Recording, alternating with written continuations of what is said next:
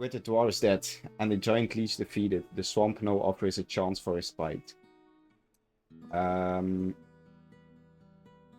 Yeah, what do you guys want to do?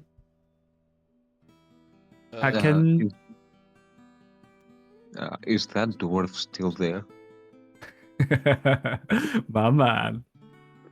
Yeah, you guys put him on the rock so he didn't sink away. I'm gonna eat him. Oh,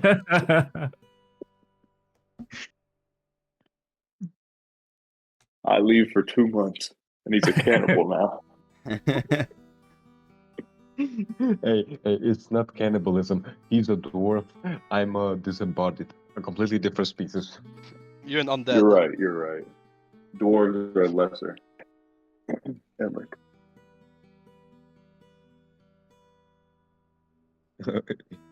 Is he awake or is he alive or am I just eating corpses?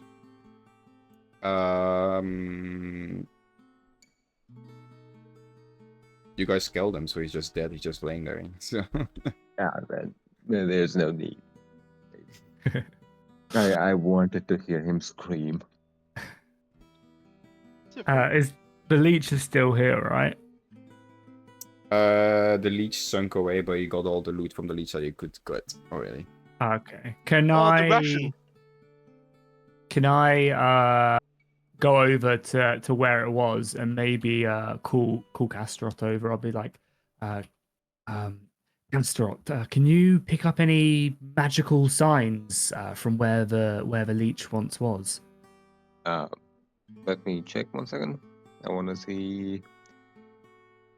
Come on, roll 20, roll 20. Oh yeah, we also found out as well, Sim. Very important that that Emmerich gets advantage on history checks that include stone. How amazing is that ability? Hell yeah. Yeah, it came up. What was that with the phone again? I forgot. I can cast detect magic for a ritual which costs 1 action. Could you just like maybe what I'm suggesting is just more so just like use your arcane maybe just to sense if there's like arcane check? Yeah, like any lingering magic or anything. I can use arcane check. Can someone roll for me?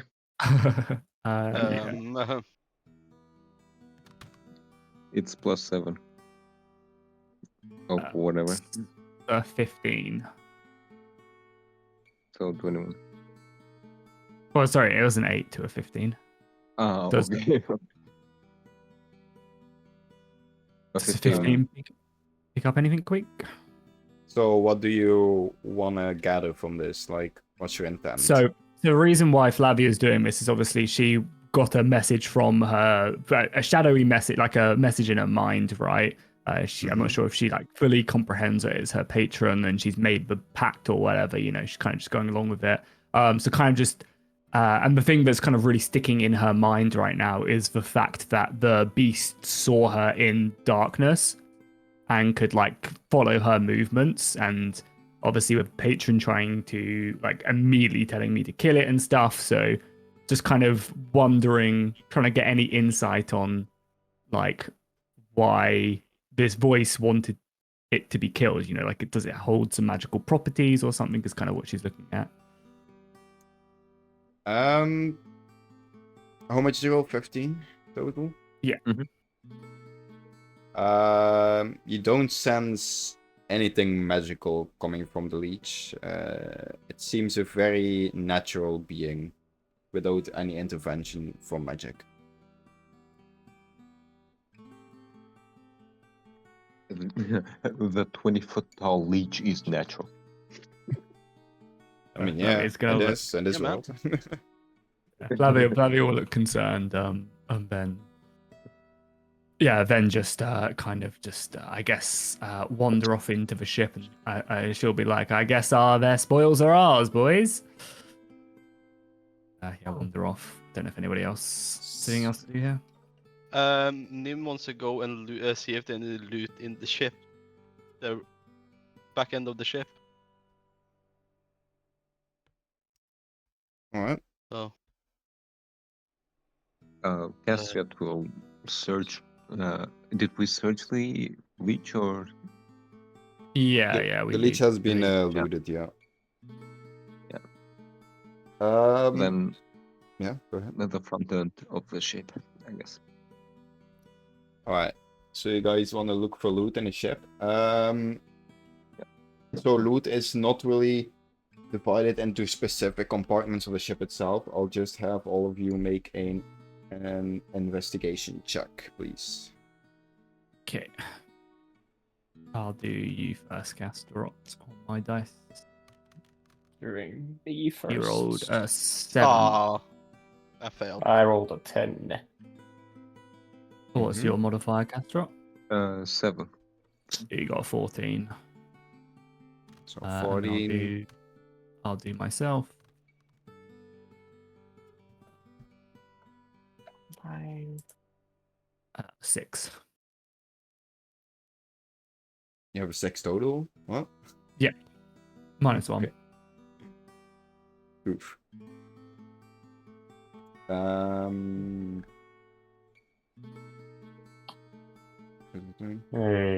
So you have a 6. Who had the 14?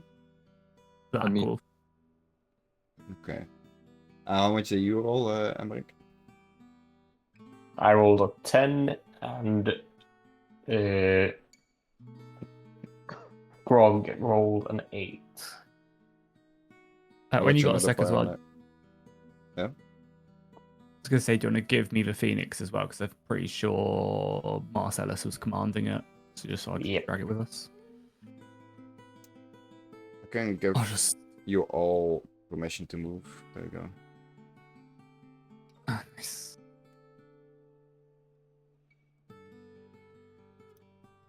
Right. So let's start with Flavia with a 6.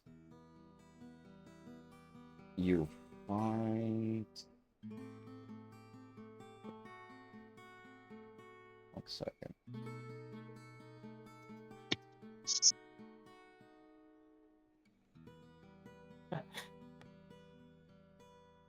Phoenix tries to attack Phoenix. I don't know. I clicked the button and I'm trying to get rid of it. I have no idea what I've done.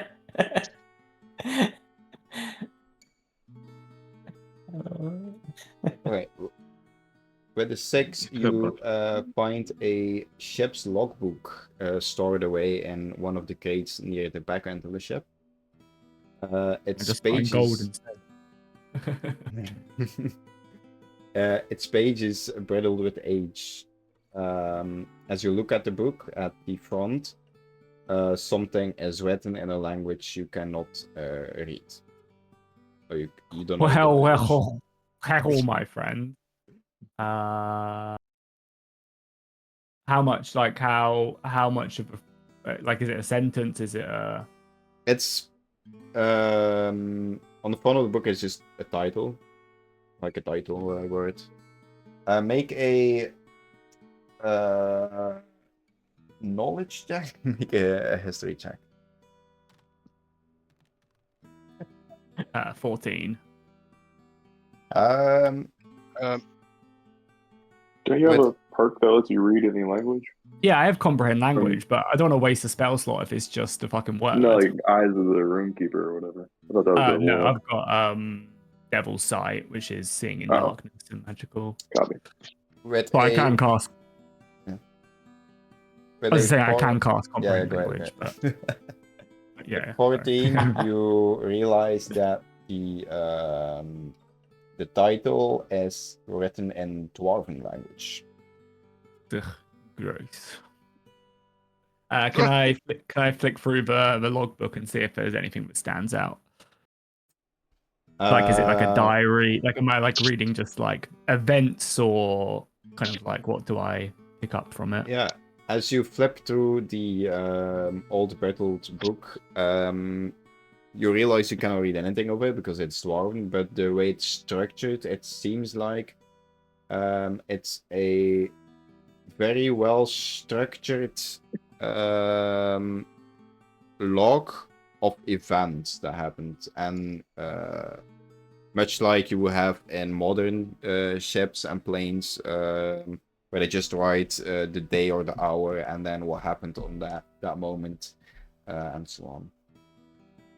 Then I'll guess after rummaging through the goods, I'll go pick it up and seeing obviously it's in Dwarvish and stuff, and that's why I've depicted. I'll wander over to Emmerich and I'll hand him the book and I'll say, here is I think this is some form of a logbook from the pirates. It might hold some useful information of where maybe how this ship became derelict or what awaits us in our journey. I'll hand him the book.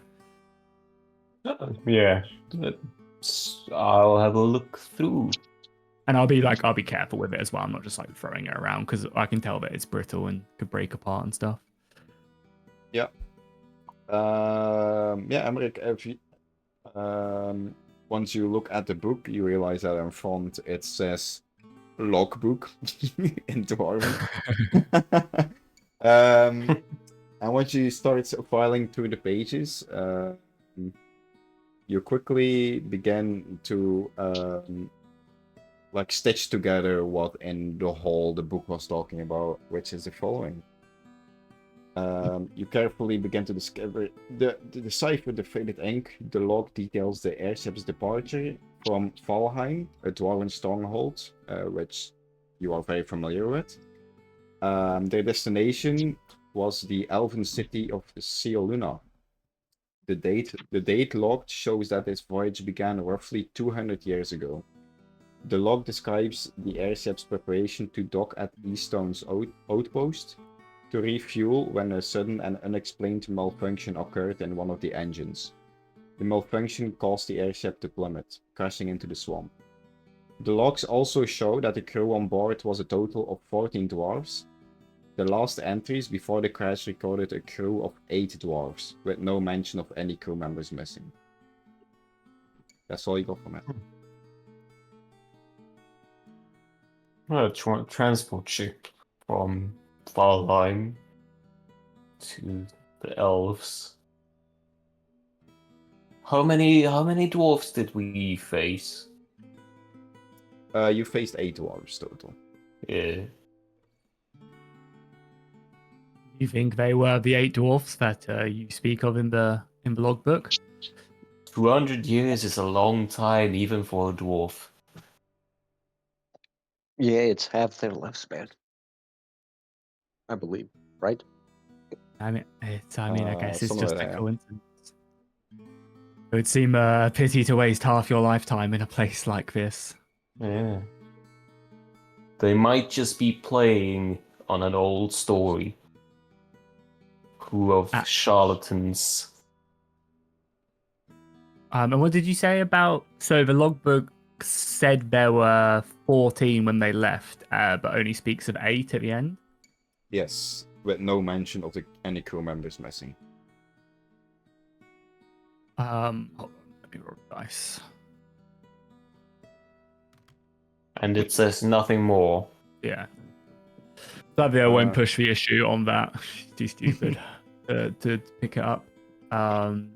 So she'll be like, she'll be like, well, interesting. I mean, it doesn't really tell us much. I do hear though that these airships are quite the spectacle. Would there be airships in Direspire? Like, not really, I imagine, right? No, this is the first airship you've encountered.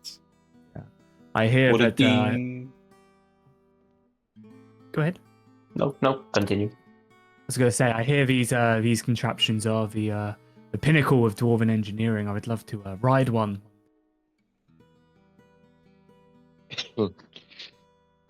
Yeah, they still around. Oh. Like common sight, I would I know? You would know that. Make a history check. Where is the stone? There's no stone.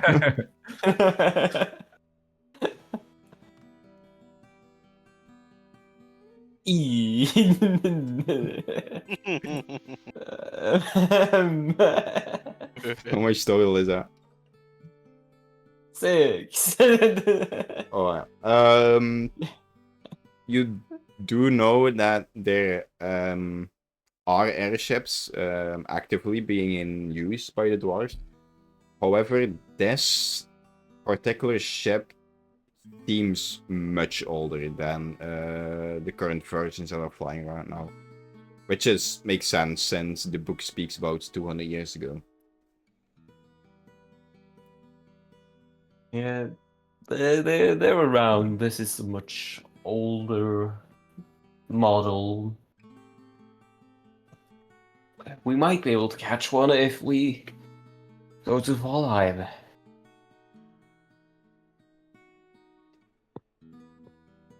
Valheim, I hear it's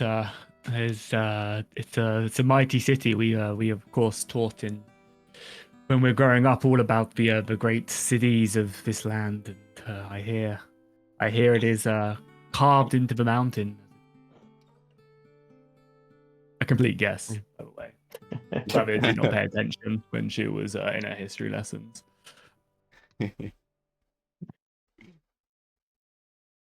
Alright. Then next up with a investigation of 14, that was Me. What was that? Black Wolf. Yeah, it was me, Castria. Alright, Castriot.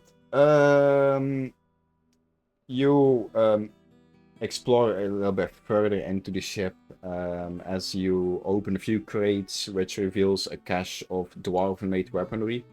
No rusted and coated by the swamp's relentless dampness. You find spears and swords, their marksmanships evident even in their deteriorated state. But the most intriguing discovery is a manual for a prototype of a magically enhanced dwarven cannon. The manual details the weapons, with a quick overlook, the manual details the weapon's construction capabilities and intended use. As this is mainly a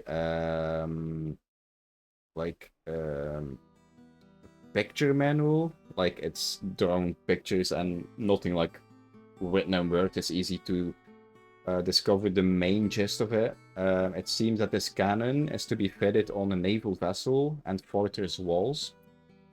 And upon glancing closer over the sketch of this cannon, you quickly realize that these are the same, if not an older iteration of cannons your own ship has fitted back in Eastone Bay.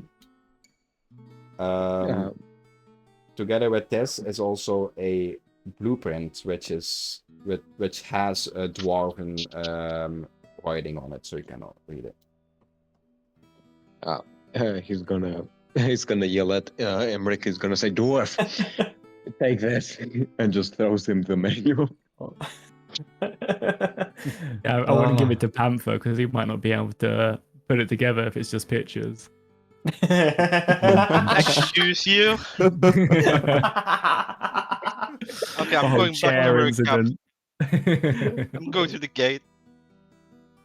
Yeah, Emmerich will look over this parchment.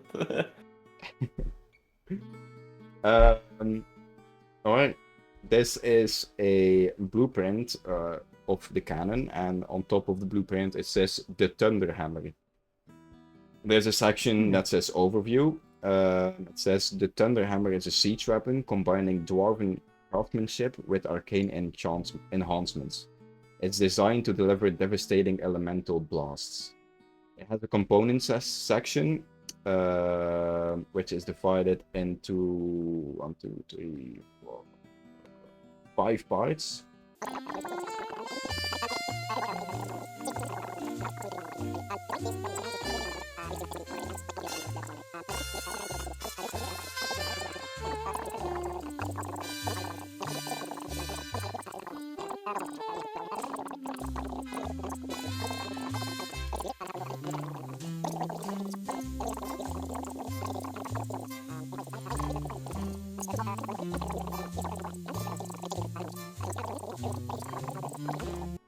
When reading all this, you are now confident that you have a good enough understanding of how to make use of the cannons on your ship. Oh. That's all. So now you're Okay. confident how to use the cannons. Cassius is going to ask Emmerich, is this cannon better than anything else the dwarves had, or or did we just get a manual? Well, it's an older version of the ones we have, but generally its operation is probably the same. Would Emmerich, being a blacksmith, think if he got all the materials, he would be able to make these with Cassius' help as a wizard with the rune work?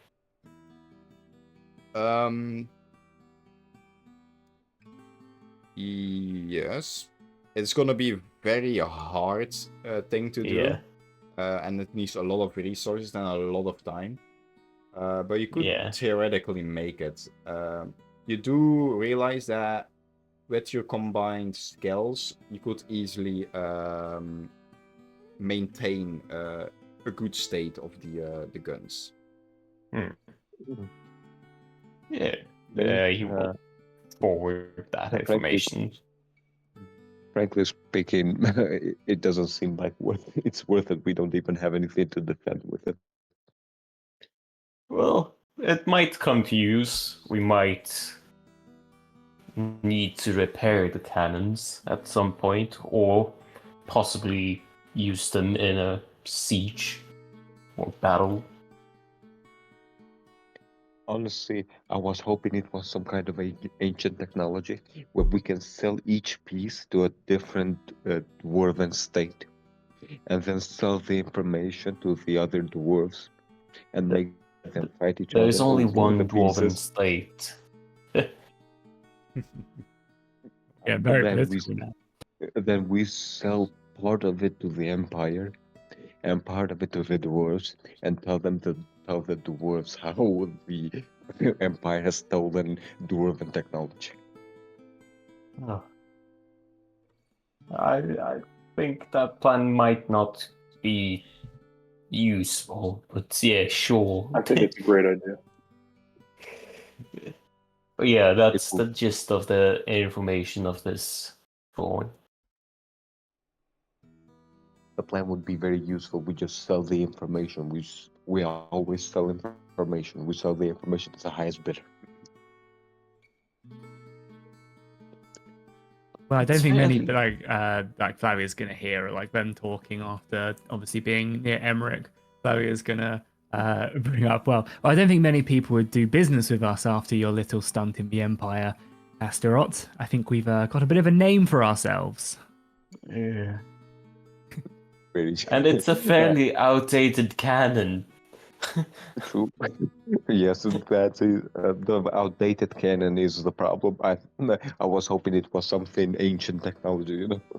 Yes, no, unfortunately not. We have the upgraded version on our ship, and it's a pirate ship, so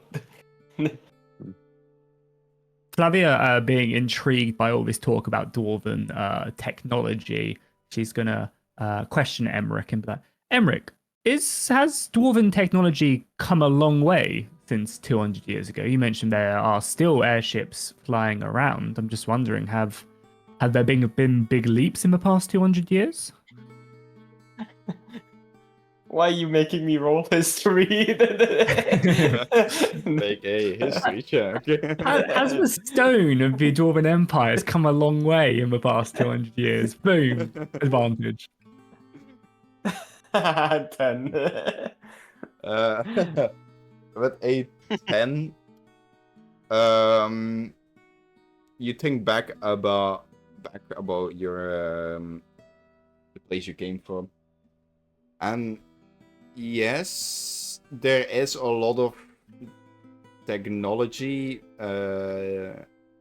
Like when you compare the amount of technology made and maintained and upgraded, if you compare it to Valheim with like the Neneador Empire of what you're seeing, you do know that the dwarves are leaps ahead. Even like centuries ahead from any human kingdom you have seen yet. My questioning was kind of more aimed at like, is it stagnant technology? Yeah, Like, I was about to say. That said, other than that, you don't really know of any new inventions from the past, like 50 years that you've been around. You do know that everything the dwarves make are getting upgraded all the time, but no new big breakthroughs have been lately. You know, it's small steps when you're already supreme. So, but yeah. Are the free states, are the free, I believe they're called the free states or something, are they less advanced than the Empire in terms of technology? Are you talking about the kingdoms of the free men? Yeah, the kingdoms of the freemen. Make a history check with disadvantage since you haven't been here before. Yeah, it's the history check is +7 disadvantage. 6 + 7. You did also roll a natural 20, but a 6 with disadvantage. So 13. Let me think. From your knowledge, since you don't know a lot before from your past, you believe that they are either on par or behind the Neneador Empire in the ways of technology and progress. Guys, I have a plan. Oh, We my sell God. the cannon. Flavia's We hand sell is the going to go. cannon to them. We sell the cannon to them. We sell the cannon to them. We make money. They're behind centuries. This is advanced technology. We can make a lot of money from this. I think we sell this tech to the both the Empire and the Freemen. Yes, well, if we split it in half, we'll make less money because then we'll have to sell the technology. If we sell, uh, if we sell one piece to a weak state, and then we sell another to the empire, and then we sell the information that the other state has the other piece of the technology, we can also profit from the warmongering of destroying the smaller state. Do you guys remember the fact that we are being chased by these people?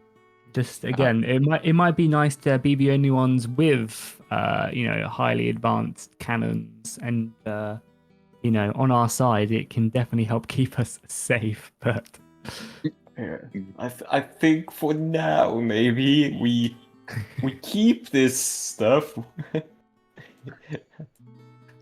then Flavia's gonna look over to see what Nim's up to as he's rummaging through the ship, I think, and it's gonna wander off to him. Can we at least? I'm gonna ask Emmerich. Can we at least downgrade this into blueprints and mass produce it? I will look at it later. Yeah, if we sell downgraded versions, it is still centuries ahead of the Freeman's technology.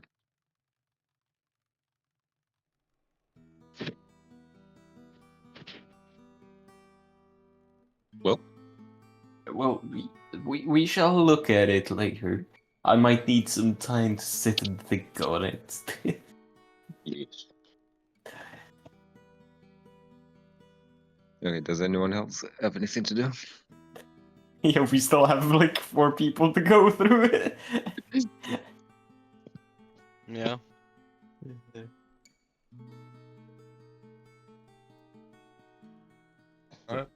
Who else is investigating? I am. I think Nimnius. everyone did. Roll an investigation check.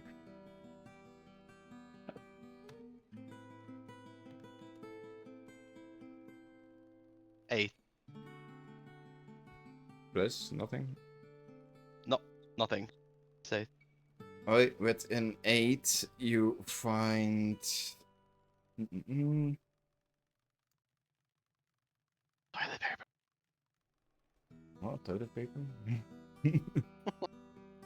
You find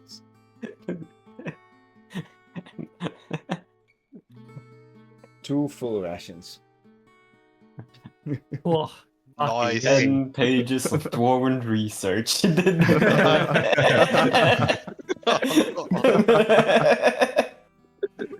So, are these 2 rations moldy? Or are they edible?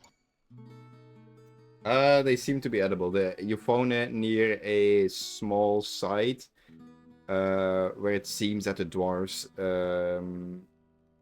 where the pirate dwarves ate a lot, like their dining area. So it's fresh enough to eat. 2 rations. Yes. Okay. was that everyone? Or did... Okay. And so I think we still have me and Grog left.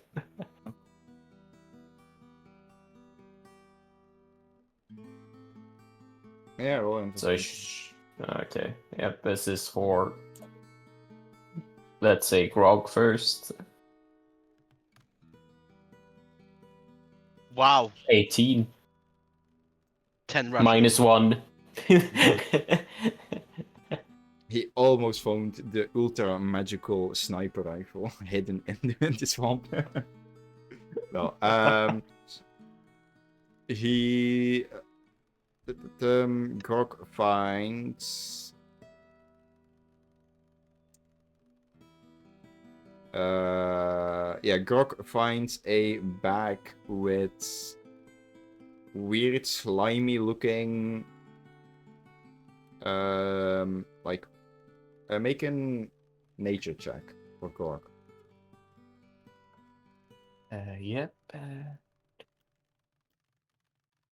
Just gotta look at what his nature is. Oh, it's -1.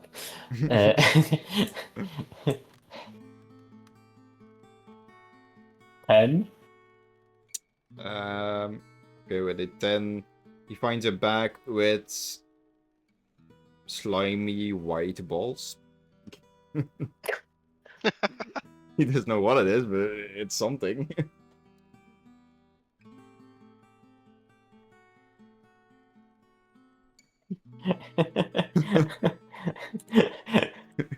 He eats the balls. That's for him to decide.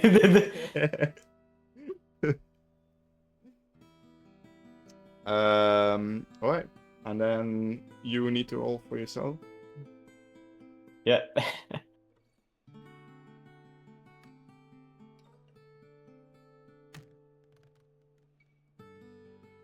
15. Alright, with a 15, you find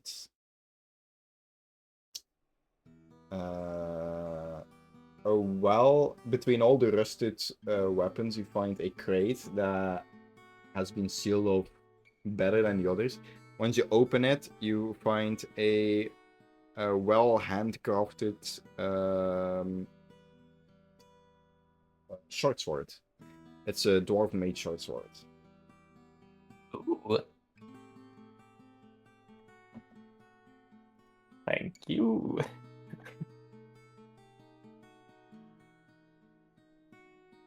Alright. Everything has been searched by the ship. As you gather all your findings, you quickly realize that the sun is about to set soon.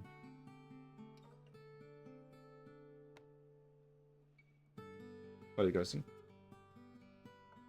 It'd be a good, so yeah, obviously, I imagine you'll like reconnect. Up on top. Probably, yeah, like up here. Let me just grab everybody. Reconnect Really up weird.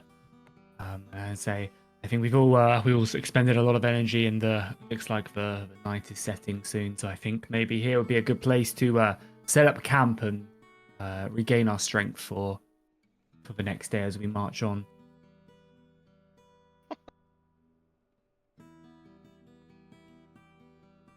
Alright. Yeah, sounds like a decent plan.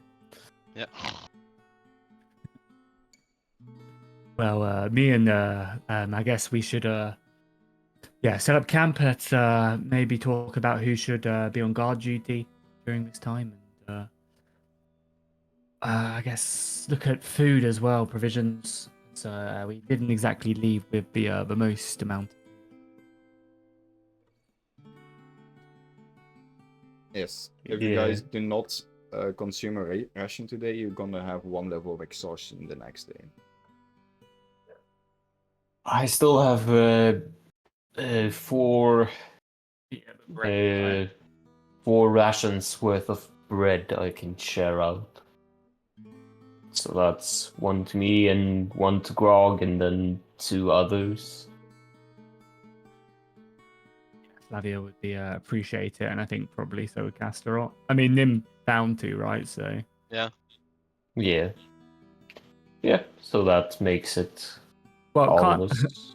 did Grog say he had that spell that Bucking produces 500 Yeah, liters, or was that what he's getting next? He can create food and water. Do you remember what that spell's called? I have food and his drink. I have his spell slots and all that, so yeah, or spells. Does he have that Uh, spell? Yeah. Goodberry, I think it's what he said. Just gonna see if I can find it in his spell slots or spell list.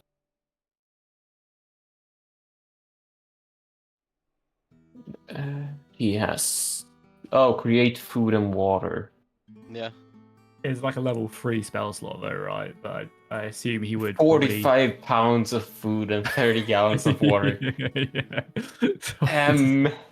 So He how mentioned- much is 45 pounds of food?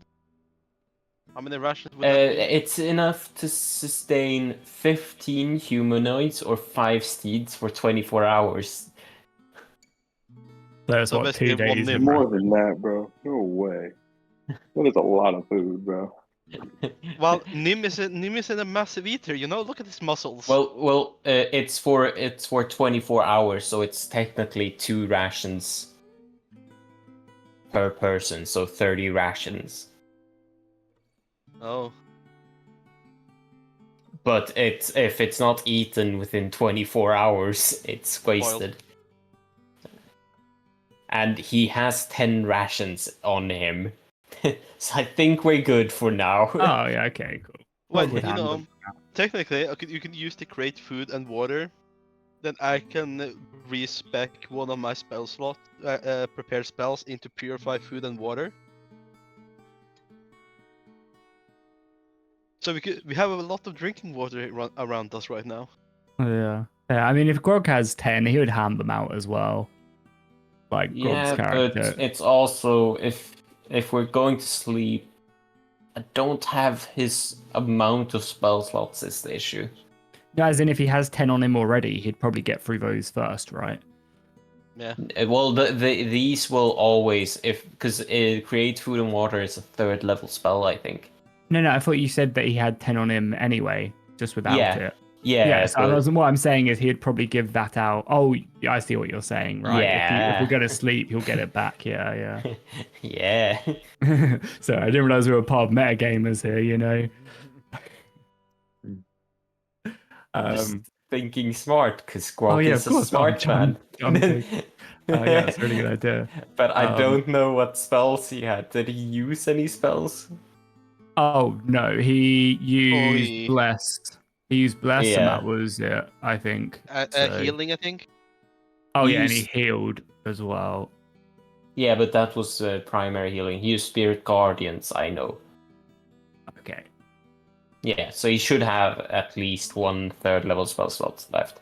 So yeah, if we don't want to waste rations, we could technically do that. Yeah, I guess Flavia will as it seems that she's dictating the camp order, and she'll be like, "Grog, are you okay to do the food today? Prepare the meals for the party." Come on, you got to do the Grog voice. Oh, no, fuck you. I can try. Okay, my lady. No, I can't. I can't do that. What the? Yeah. I think you would agree. Then I guess she would say that yeah. So me and Casterot took guard duty last time. I think it's only fair that you two maybe pick up some slack and take on the guard duty tonight. Obviously inferring Nim and Emmerich. Oh, I can take first shift. Yeah. I've done something. What happened to Transcendent. By the way, I have a spell called Tiny Hut. This spell basically creates an impenetrable dome when we need to rest. The only downside, it's a third level spell. Yeah, nice. But if we're long resting, does it matter? You know, you're just gonna get it back, as Swedish pointed out. Yep. Right. This spell is usually used when when the conditions are harsh, or you're expecting to be ambushed at night.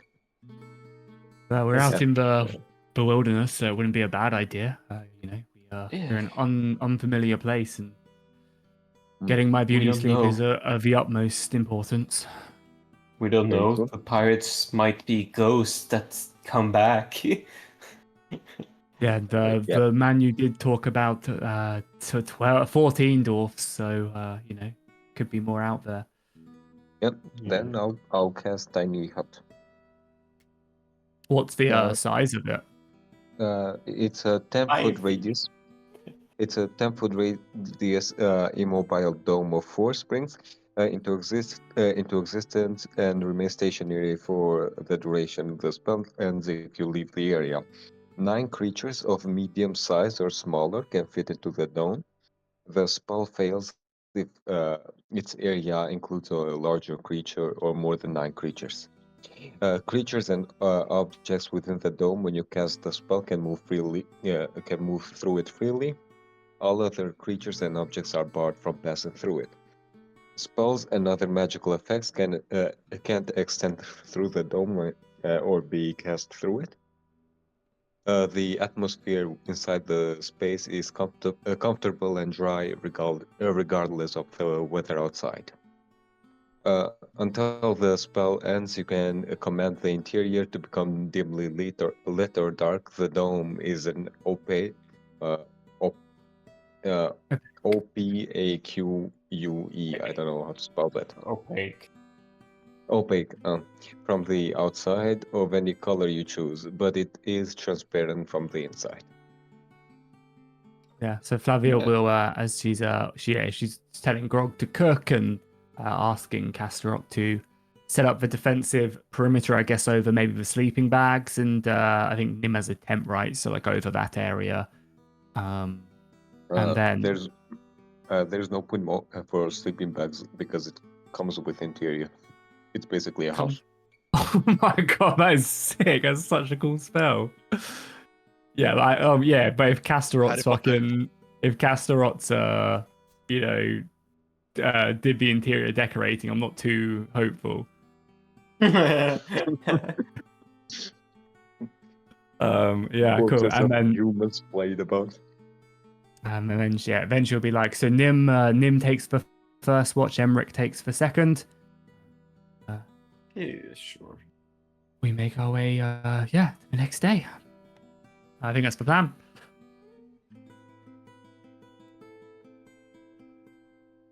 Alright. Who takes the first watch? Nim does. Can I, because I don't need as much sleep as obviously everybody else, can I take the time to like during Nim's watch? Can I take the time to like, I don't know, just like I don't know, like a tune is the right word. Like with the cursed blade, you know, like obviously since having the shadowy voice speak to me and stuff, like obviously I'm a bit more like in tune with it now. And to basically just take the time to like meditate with the blade almost, you know, Yeah. during this time. I don't need as much sleep. You can definitely do that. Yeah, so I'll be out of the dome, I guess. I imagine there'll be with the Phoenix in there. I guess I'll be like up here, maybe at the top, just meditating with the blade.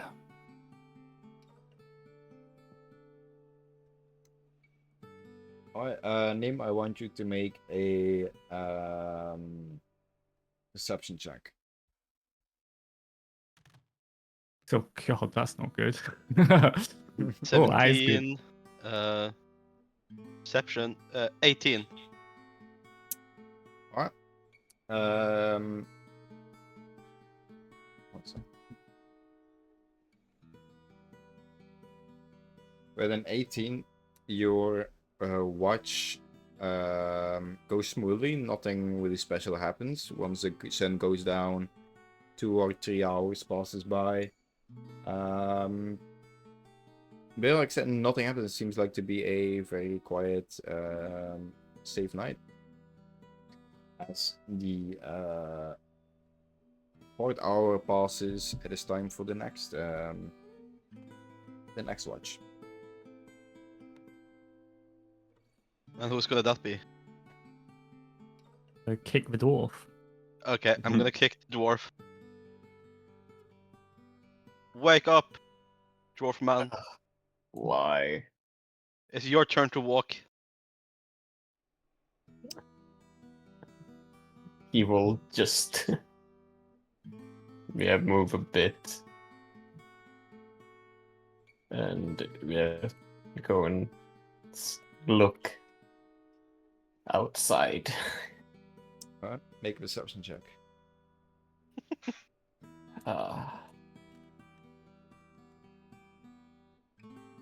Oof.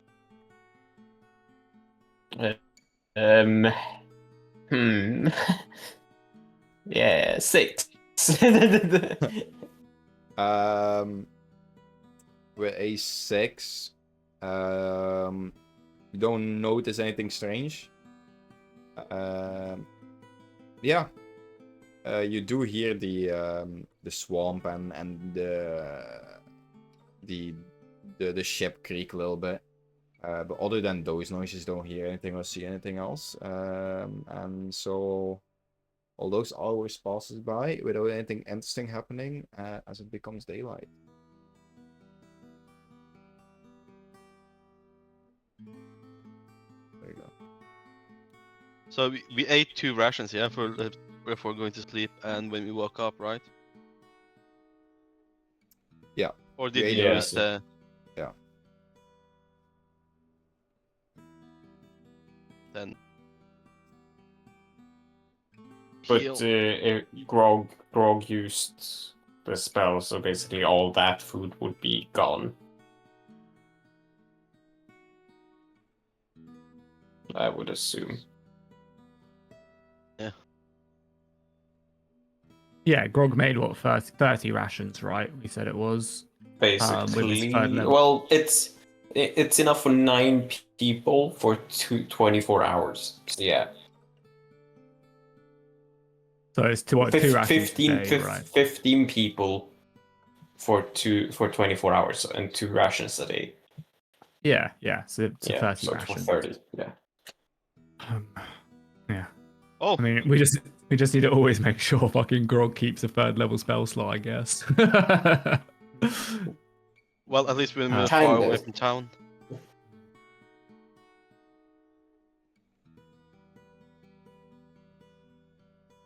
Alright. Yeah. So you shouldn't need to change your provisions because we would have eaten Grogs and. Yeah, I changed it back. the Then- swamp wakes up from the morning, and you start hearing the sound of crickets and frogs and all the other swamp life coming to life. Robert.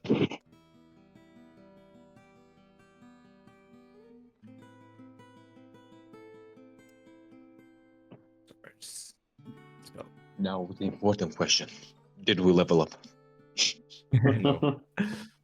So as Flavia's going to be, like obviously waking up after her meditation and stuff, and she'll kind of just like stretch and be like, all right, guys, let's pack up and I guess head on. We the next stage of the children's book, which is all seemingly coming true so far, at least.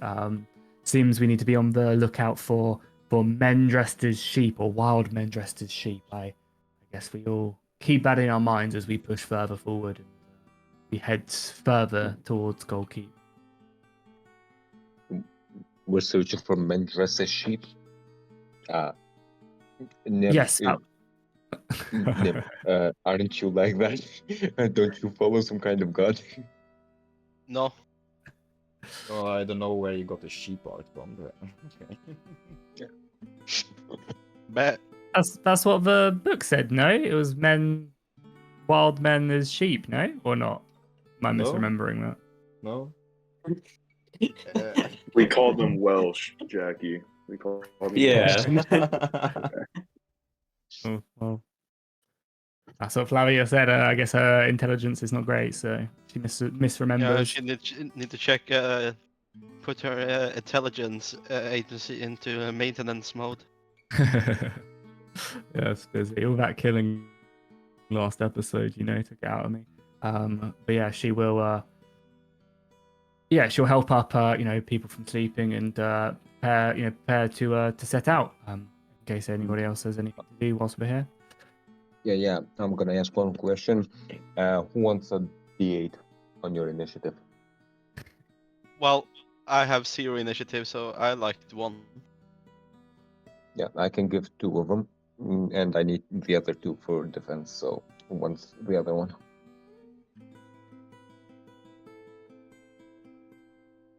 Hello? I mean, yeah, I would appreciate your magical blessings, Casterot. I would take it to goodwill for sure. Okay, I'm gonna cast Gift of Alaki, I believe it's called. And basically, every initiative turn for the next 8 hours, you get a plus D8 on your initiative. As Casterot casts it, kind of like my eyes almost just like become a bit more alert, whereas the magic kind of just fades over me. Were you there quick when we were discussing this spell, or is it used for you? What do you say? What's the question? Were you here when we were discussing what the Gift of Alaki is, or? Yeah, I was here. Yeah, okay. Well, I guess if anybody else has anything else to do whilst we're here, are we okay to get going? Start making headway, get us out of this goddamn swamp. Yeah, it starts to smell. I think Zombie. that's just you. Mm-hmm. Probably needs a bath. All right. Yeah, I guess as we'll head out. Near the wreckage of the airship, you quickly discover a small, sturdy rowboat, remarkably intact despite its surroundings. With a combined effort, you manage together to launch the boat into the swamp and begin to navigate the murky waters, leaving the scene of the ambush behind. Question is, what direction are where's you this guys boat? going? It is this part of your imagination. Oh, yeah. I say we go left.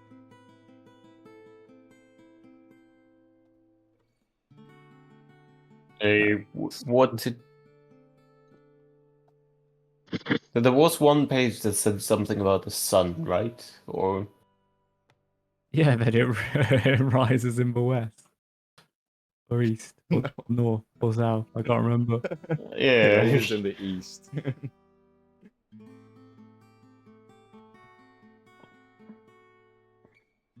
Eh, do we know where east is from here? Let's just head east.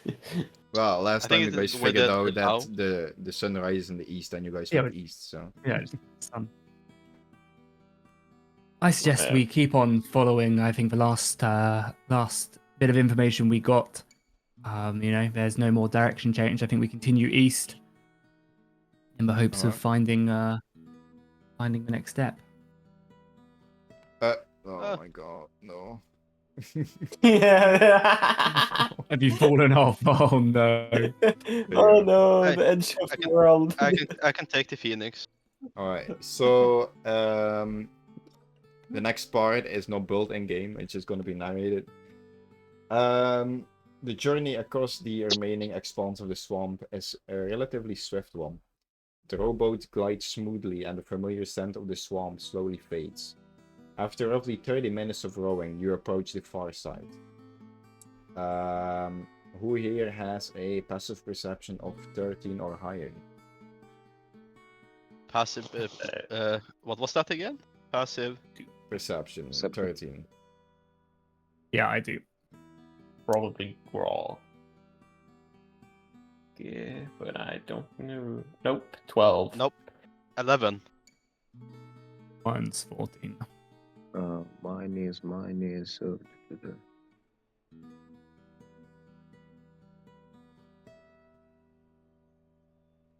No. Alright, so 11. Flavia, you hear a faint and rhythmic flapping of wings.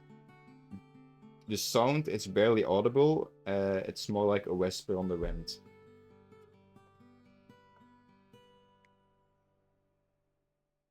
Does it sound like is it like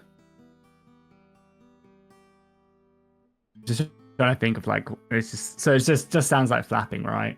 It must be I could probably infer that it's something big, right? Like I wouldn't just hear a small bird flapping its wings. Like it sounds, Yeah, it's if pretty I'm sizable. hearing it, I'd be pretty sizable. As we are we out the boat now? You are nearing the other side. You're still on the boat.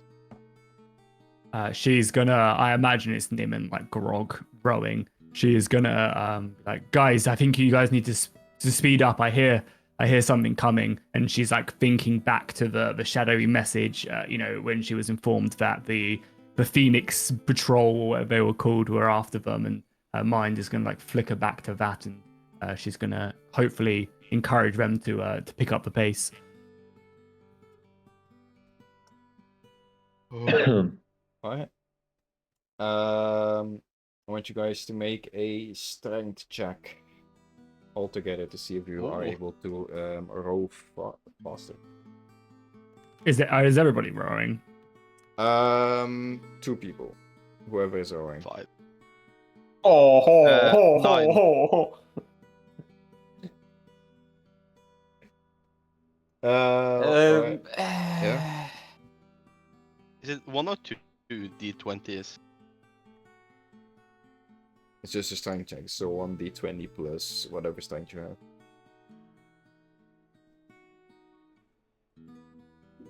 Yeah, 8 and 4. Alright, as you say to row faster, you guys start pedaling faster and faster. Or at least try to. One of the pedals gets stuck in the swamp and sinks away to the bottom, losing one of the pedals. The other one is still usable, but now you have to pedal on both sides constantly, which actually slows down your speed. So it takes another 20 minutes before you reach the other side of the swamp. Whilst that's happening as well, Flavia's gonna turn to Castorot and Castorot, please. I feel like there's some fell sound in the wind. Can you use your cat to scout up high feel like something is coming and it's not going to be good. He's going to ask in which direction is it coming from. Do I know? It's a very faint sound, but you do know it's somewhere behind you. It's Oh, coming then- behind us, some distance away. Then I'm gonna make the cat go behind us to see from 100 meters, I believe. Yeah, 100 meters behind us, to check what's going on, if there's anything to check. It sees 200 meters, or what? It's able to talk to me from 100 meters. Okay. You know, it's able to go over there and talk to me. I believe. Yeah. Yeah, make a perception check with your cat. Hold up. I think the cat has a plus modifier in the Tresson.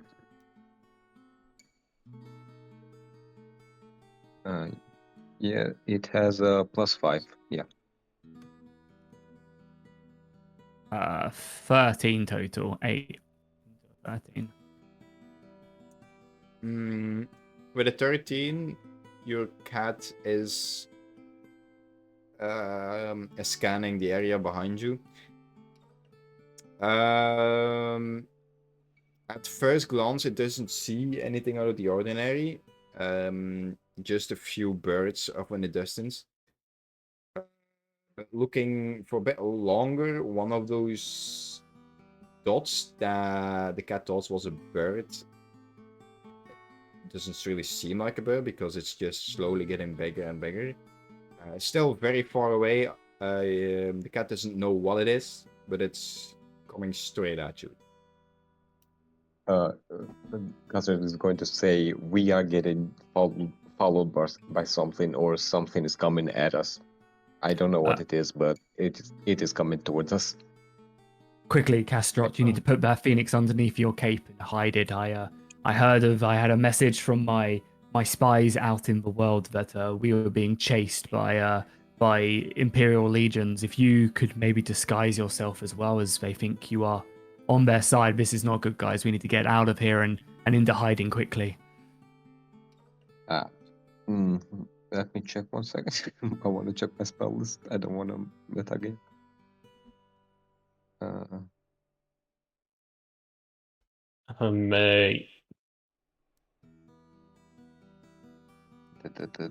Eldritch, no. Yes, Emmerich I do will disappear. He will cast I can invisibility use, on himself. I'll use altars. Well, I don't really have to use altar spell because, as I remember, if I'm correct, Creek, I did use altar spell to talk to the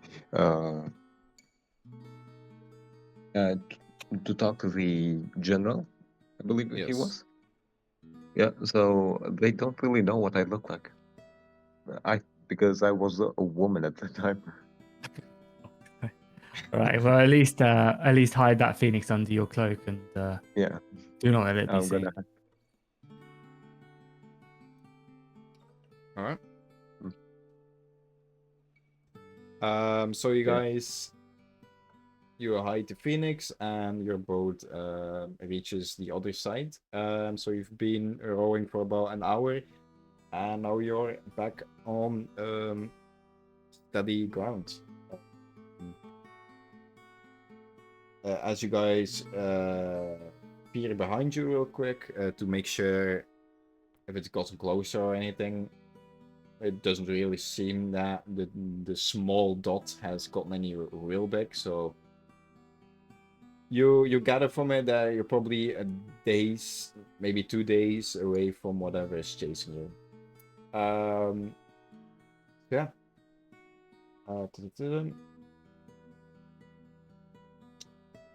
Let me see. You do also notice that there's a subtle change in the behavior of the phoenix chick.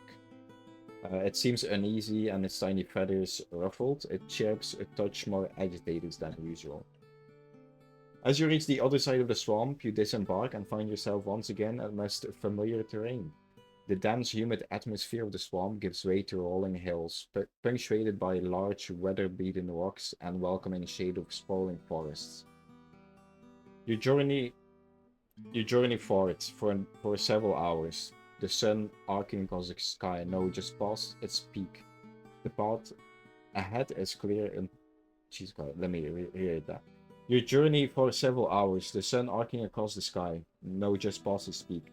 The path ahead is clear until your way is suddenly blocked.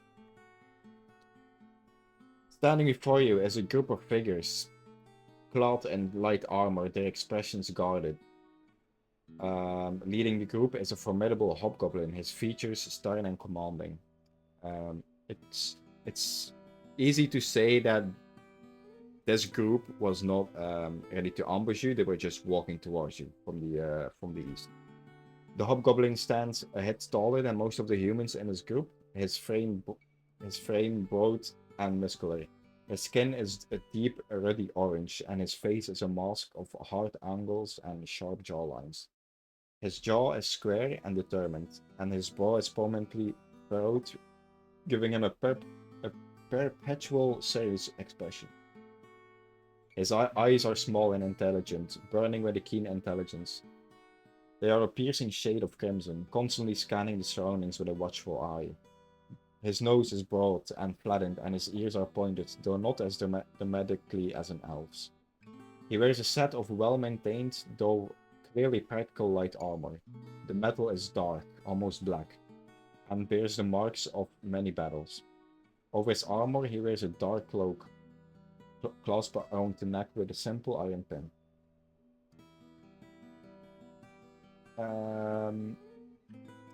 His close-cropped black hair is nearly trimmed, and his face is devoid of any ornamentations, save for a few subtle scars that tell a silent story of past conflicts.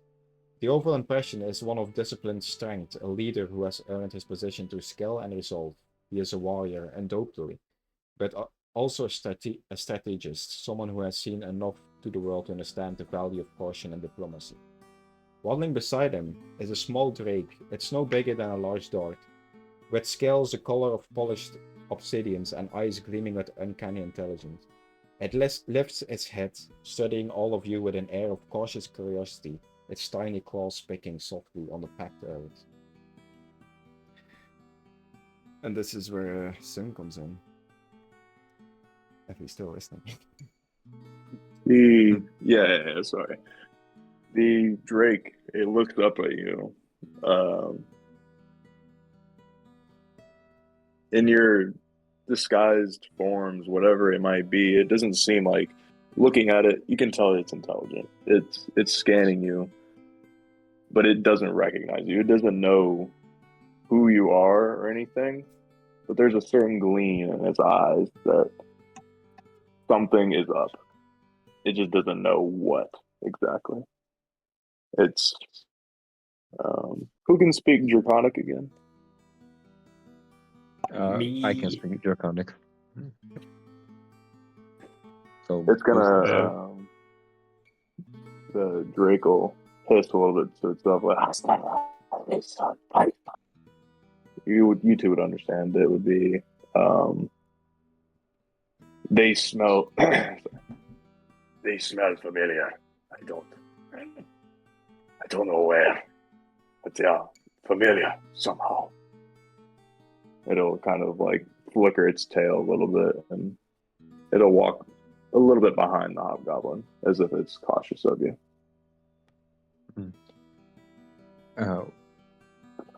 I'm going to say the dragon. It's a dragon, right? It's a fairy dragon. Drake. The Drake. Yeah, like Yeah. a dozen of it.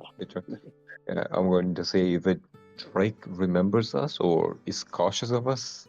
I'm not quite sure. Never seen that thing before in my life. Must be the latter. I guess they've seen us and we've seen them, right? Yes. So, they are nearing towards you. The hobgoblin steps forward. His voice is a gruff rumble. Halt! We are the Senfedden clan. We heard a great commotion coming from the swamp. Reports speak of the vile dwarven pirates engaging in a losing battle near their lair. We are curious to know who or what managed to send those scurvy dogs to their early deaths. Yes, it seems like you had a bit of an infestation problem in that swamp. Though no matter though, we cleared that out along our journey. It was a simple task. So were you guys who defeated the dwarves? Did you also deal with their little pet? Oh yes, that has been sent back to the ground to fertilize and grow anew. Thank the old gods. These pirates have been here for a long time. They've been basically isolating us from the rest of the world, at least from this side. I'm glad to see them gone. And what is, my good man, this side? What lays ahead? We are travelers, explorers, as it were, on the hunt for some places and some things. Explorers, huh? Are you fleeing from the Neneador Empire, or are you just solely explorers? Explorers, of course. We have a not quest. We have been given a task to locate a certain person out here, and we look to see that done.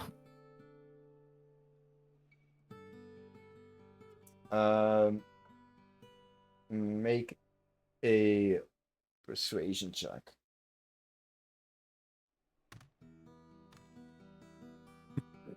Can I insight check that as a Drake? Yeah, sure. Someone's just gonna have to roll for me. I'm pulling up the stats right now. I don't have them. You can have my actively in front of natural me. one. You can have my natural one if you want. No. You rolled a 12. 12. Yeah. Sorry, internet here is quite possibly the worst I've ever had in my entire life.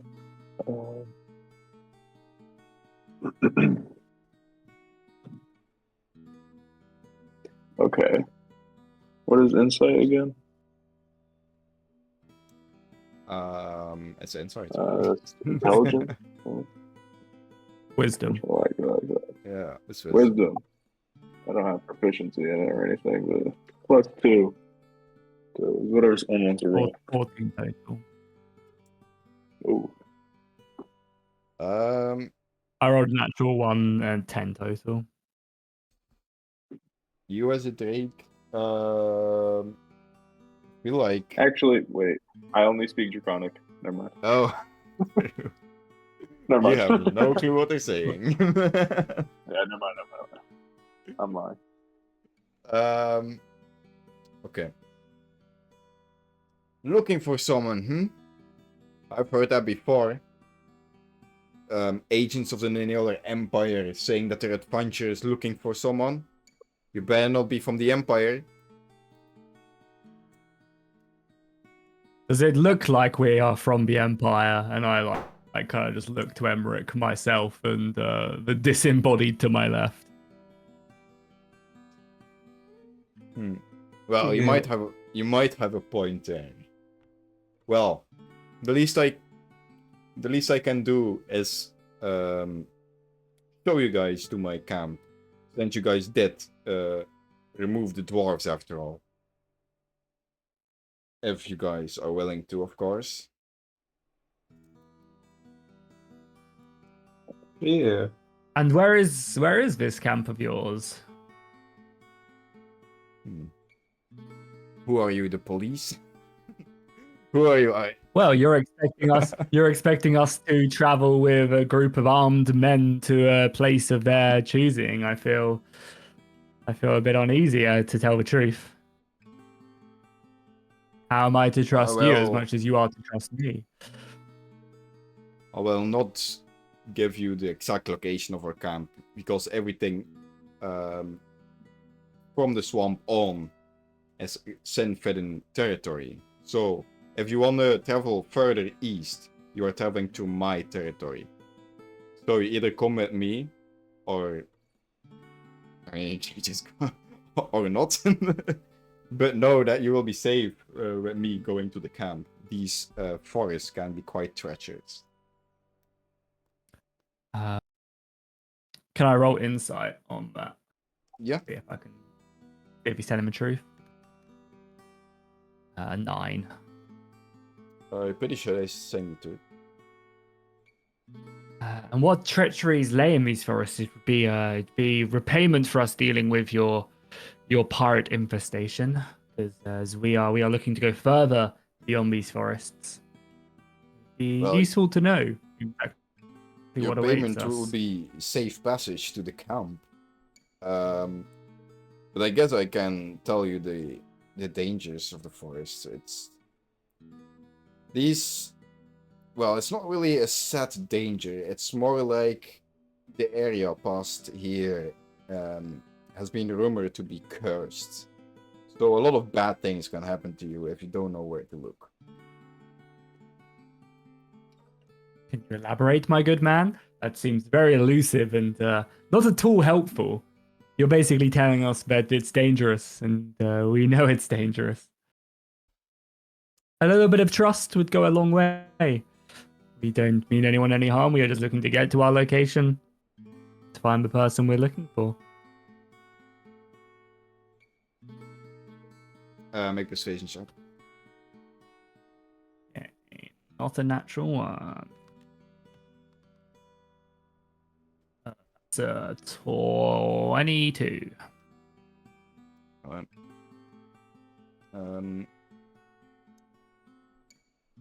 Well, when I said everything past here is sin-fed territory, that was not entirely the truth. Most of it is sin-fed territory, but there are other clans nearby. Most are friendly, some are not, and some are pure evil. Other than the clans, you also have the wildlife, and some even talk about living trees, but I think that's just a tale from children. I appreciate your honesty. I guess we will head with you. How many people are how many soldiers and stuff are with him, or members of his guard? Just a handful, like couple of, like 5. It's basically there are several humans, half elves, and a Goliath. So it's like a handful of people. Alright, cool. Yeah, I mean, unless anyone has anything else to suggest or say, I'm happy to follow.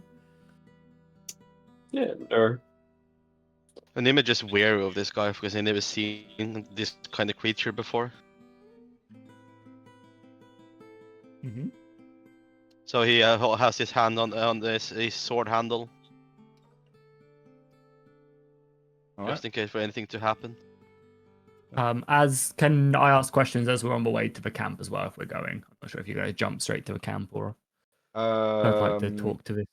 Yeah, you can ask questions. He's also gonna say some information and so yeah, ask you questions while you guys are walking. Yeah, so as we're walking, I'd just like to know more about what did you say this territory was under? This territory is under the Senfen clan. It's Yeah, so Flavia, just her question would be like, so you serve the Semfen clan. You said I'm only slightly familiar with the because this is the Free State people, right? This is inside that territory. Yeah, this is State of Free Men or whatever. The Kingdoms of Free Men. Yeah. Yeah. I'm only slightly familiar with my with the kingdoms of free men. So, what is the? You say you serve a clan? Is that part of territory or what? What is? And you say there's other clans, or are they battling for control? What is the? What is the makeup of this kingdom? Well, I'm not really serving a clan. I'm more leading a clan. My name is. It's Black Fedden. Black is for the armor I wear into battle. As you can see, it's very dark metal. And Fedden is my family name. I lead the Senfleden clan. He quickly explains that the word Sen is in the clan's name refers to the perceived transgression of his people in the eyes of the Neneador Empire. The Senfleden clan is a refuge, a sanctuary for those who have been branded as sinners, outcasts, and refugees from the Empire. He also explains that they are safe in his clan from the constant hunting parties sent out by the Empire, and anyone who seeks to enslave those deemed to have committed these sins against the Empires. So that's about his clan. He then quickly also explains that there are indeed other clans. Make persuasion check for that. Nice. Oh.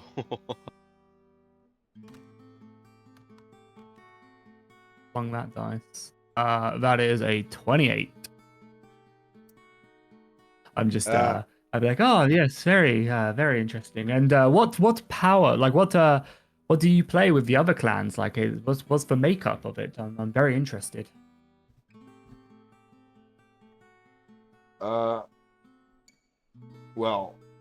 actually today is a very interesting day when talking about the clans. I am holding a quite important meeting later in the day, so I can't be too late back in my camp. Holding a meeting with the other leaders. We have many clans. There's a lot of clans out there. It's going to be hard to name all of them right now.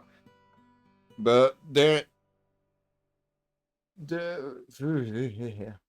one of the let's see how I'm gonna say this.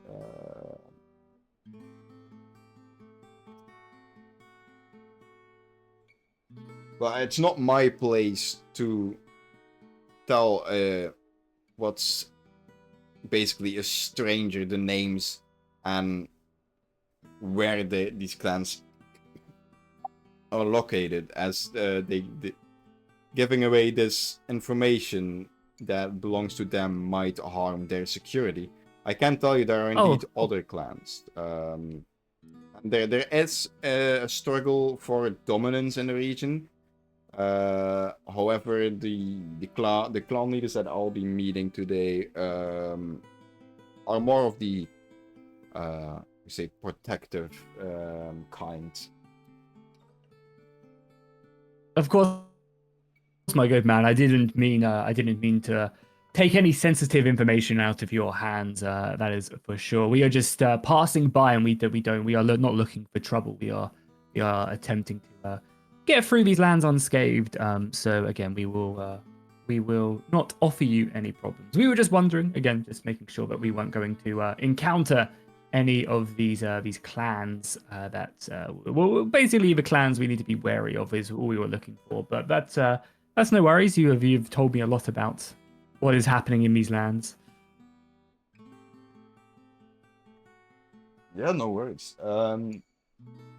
You lot seem to have... Again, if anybody wants to talk as well, by the way, I feel like I'm doing a lot of talking, so if anyone has any questions or anything, don't let me hog it. I'm a dragon. Does Emric know that Castriot knows Draconic? Have we talked about that? I have no idea. Maybe? I don't know. I doubt it. We have not really done much into character. Yeah. Because then he would probably, during all this, he would message to Flavia at least, and say what that the dragon recognized us, or the drake recognized us, our smell or something. I can reply with this as well, right? Yeah. Yeah, Flavia in her mind is just going to be like, I think it was just uneasy. Casterot mentioned that it was familiar or just uneasy around us. I'm sure if we came across 5 strapping adventurers like ourselves, so you'd be uneasy as we'd just taken care of their pirate problem. She's just gonna brush it off almost, you know. Like she doesn't think anything of it. She can't put 2 and 2 together.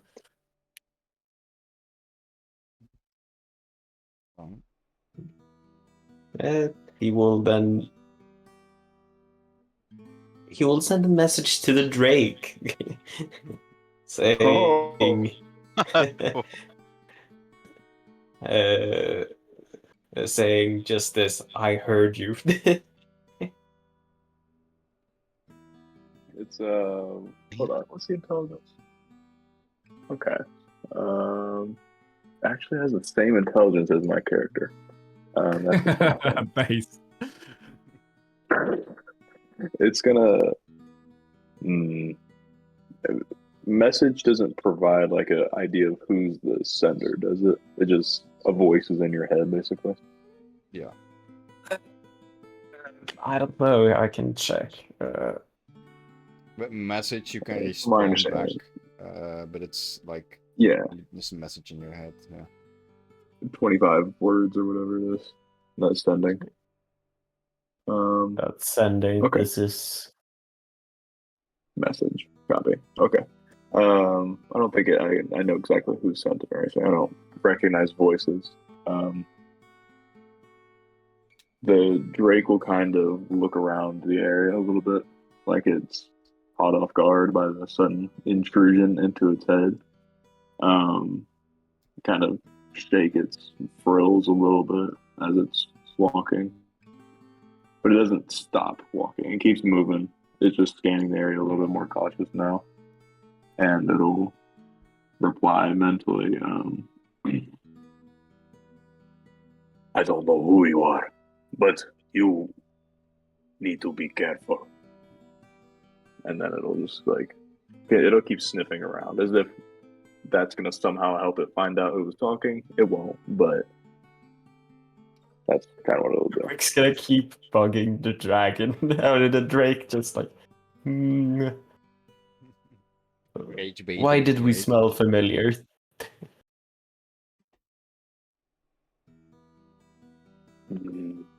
If I knew that, I wouldn't be so worried about you, would I?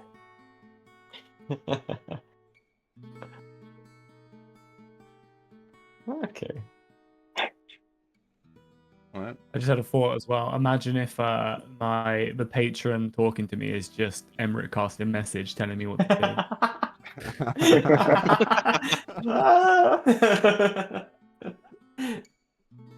Yeah. Alright, so you guys keep walking. Then Blackpin says, your lot seems to have gone through much today. I can show you the way to my camp. Oh, you already said that. So tired. Okay, you guys keep walking. And he leads you along a winding path deeper into the forest. Soon the trees begin to thin, revealing a clearing of surprising size. Nestled within this opening is the Sen Finn's clan's camp. Let me quickly just track all of you. Yoink. We did not go the right way.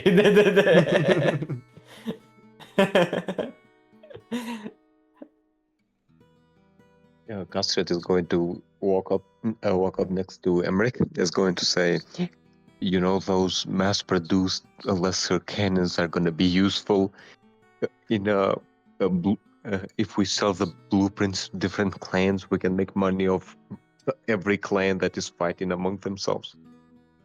If there's a struggle for dominance, we could use the blueprint to mass produce blueprints for the cannons. How much parchment do you have? I have a lot. We can't spend the night and just, make copies. I will translate and you copy everything down. Flavia is quite dexterous. She might be able to make the drawings. So, so we agree that war profiteering is good. Like, we agree on this. I'm a dwarf. We're not new to War uh, profiteering. trade. Then, then I think we have a plan.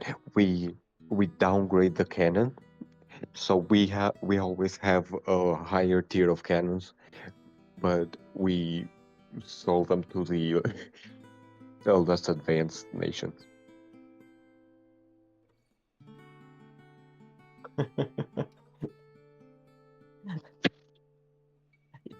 He's not gonna argue. He's a greedy dwarf. Okay.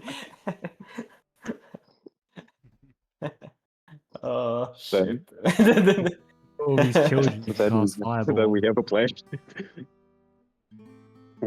We finally have a plan. I don't like this as a person, but Hey, you're Emmerich. You're Emmerich. You're not Swedish.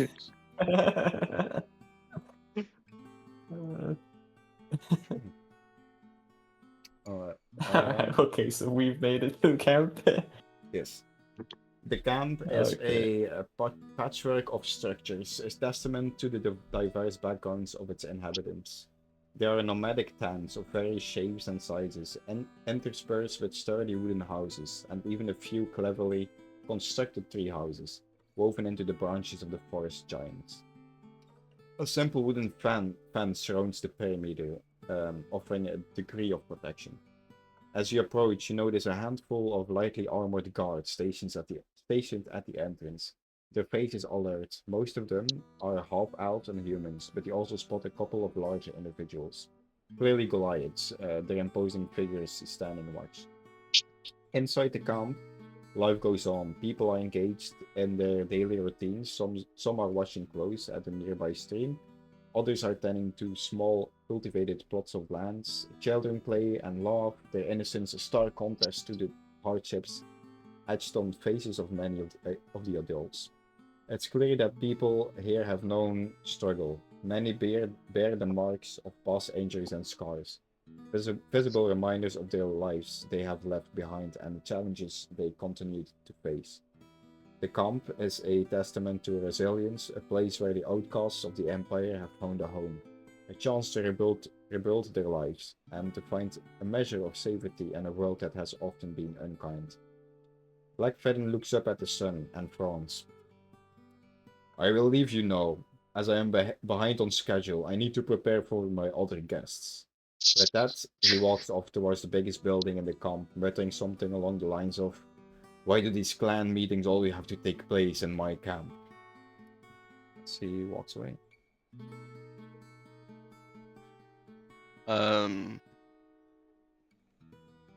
Alright, wat je bezig? Huh?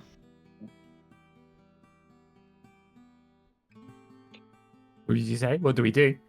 Yeah. Oh, I so, guess Flavio will- earlier. Flavio will turn to the group and be like, I guess it will be a good idea to get some information about what's beyond this camp and the direction we should keep on heading. So I guess maybe we talk to the surrounding people and then I guess make our move. Again, it's no one's listening to us, right? That we can tell of. We're good just talking. We're good to talk. Yeah. Perception check. I had my spies, like I mentioned in the boat, inform me that we are being hunted right now, and we shouldn't linger in this place for too long. I would suggest we, from my calculations, have about a day or two's head start on them, but they are flying. It would be foolish to linger for too long. Ah. So we have to sell the cannons really quickly. I don't think these people looking around have much money for cannons. They might have the means money. to produce, or have the means to produce them. I think you guys are looking at the wrong target audience here. She like looks around the like the patchwork, like tents and like the shoddy armor and the rags the kids are in and stuff. Like, if this is their camp, then yeah, I don't think you're in for too much luck. True. So yeah, what do we see? Sorry, go ahead. No, go ahead. I was gonna say, what do we see looking at the camp? Like, are there specific things that stand out for us whilst we're here?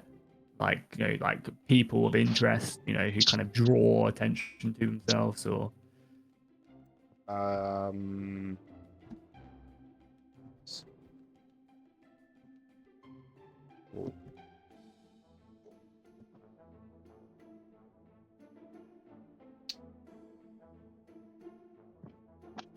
Oh. Well, I want to make sure you guys can see the camp, but it's not allowing me to. pretty sure We we can can see see. everything. Oh, yeah, we can We see can it. we can see up to the bridge. Oh, okay. What I assume is the bridge. Yeah, we can see past that, and I assume the corners are all loaded in. All right. Again, you can look at my screen to see what I can see.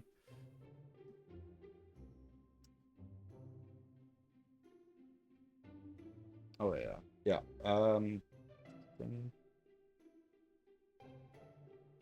Oh yeah, you see a group of children directly in front of you who are playing a game. Game with sticks and stones. I don't know. Just playing. There's one child to the left who appears to be crying. It's a young halfling girl. Then there. What else takes up your attention? There seems to be some kind of elf, some kind of wood elf to your right, who is playing on a lute.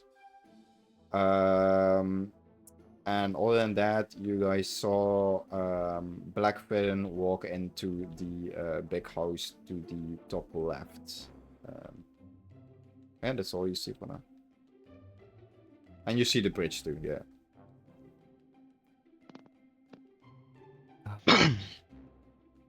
Flavia suggests, Flavia would be like, I guess let's spread out and to speak to the locals and see what troubles may lay ahead for us. I think any potions as well could be of good use whilst we're here. But yeah, I mean, for the most part, I think we have information for a short time and then attempt to leave this place before we linger too long. Yeah, Flavia will head off to the elf man to the right, as that child crying would just annoy her.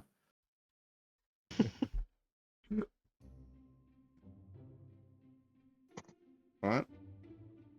I would imagine, Yeah. I was saying, I imagine Grog would probably go over to that child, though, out of everybody here. Yeah, probably. If you want to roleplay him, though, that is, of course. Like, I don't know if you just want to just completely leave him as a AFK almost. Well, we can imagine him going there.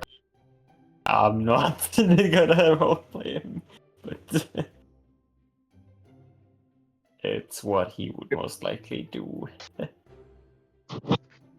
God, saying the priest is going to go to the child is a weird thing to say. Surely Nim would go over to the child as well, right? Nim and Grog have some good experiences with children, right?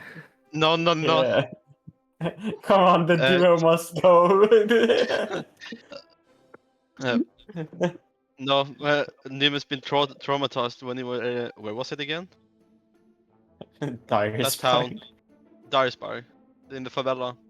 Nim is just gonna walk over to the right here as well because he is too traumatized by children. All I'm saying is right now we have left Casterot alone. It would be good for someone to supervise him. Well, he has Emmerich with him, doesn't he? Don't he? Oh yeah. I don't know where you guys are. But I don't think it's a smart idea to have the two crazy people with each other, though. Hey. You're calling crazy. Cool. Yeah, I mean, I'll do this conversation first, then I'll head over to this guy and be like, "Good day, my good man. Quite a tune you're playing." Yeah, so the wood elf you approach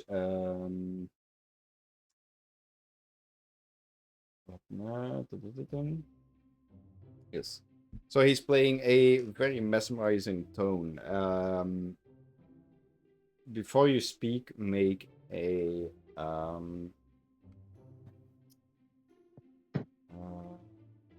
check it out.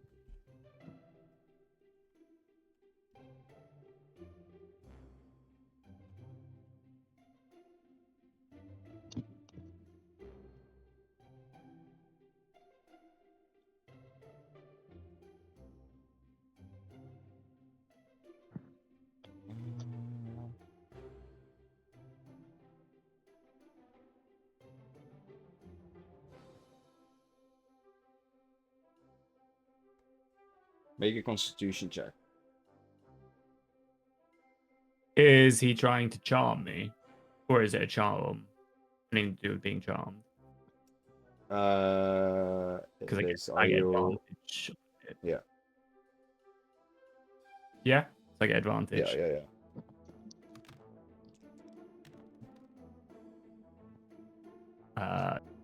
Where I rolled a 13. Right, with a 13, listening to the music, you. Oh no, start- sorry. I rolled 11. Oh. With an 11, you start to feel a little bit dazed as you feel yourself swaying to the left and the right on the rhythmic tone of the song. But nothing crazy happens. Like you feel yourself going with the rhythm of the song, and then he stops playing, and this dizziness goes away too, as he looks up when you ask how he's doing. He seems to be a you would know more of a wood elf. He has well, blonde hair tucked behind his ears. He wears also a bright blue cape, and he has a oak wooden amulet hanging around his neck. As he looks up, and he says, "Oh, new faces. What did you bring to the clan Fidden, the Sin Fidden clan?" What did we bring? I mean, what brought you here? Oh, we are just simple explorers looking to locate a certain somebody who is far beyond this point and simply making our way through. We were kindly guided here by the leader of the camp. His name does escape me, but I meet many people. Yeah, we were just wondering what all the commotion is about here. Oh, so Black Fidden brought you over here. Yeah, that's the leader. Yeah, all the commotion. I mean, it's just a normal day. It's not a lot of commotion right now. I'm playing a tune, as you can see, on my lute to get in to harmonize with nature around me, as I do my part to keep this clan safe. And you see the big trees surrounding the camp. That's well, part of my doing with harmonizing with the nature around us to hide us from any dangers. Oh, very interesting, my good man. Well, is there anything you could speak of these dangers, as we will soon be departing this and into unknown lands? So any information on these dangers would be greatly appreciated, considering we did your leader a solid on our way here. We took out the pirates who garrisoned the swamp.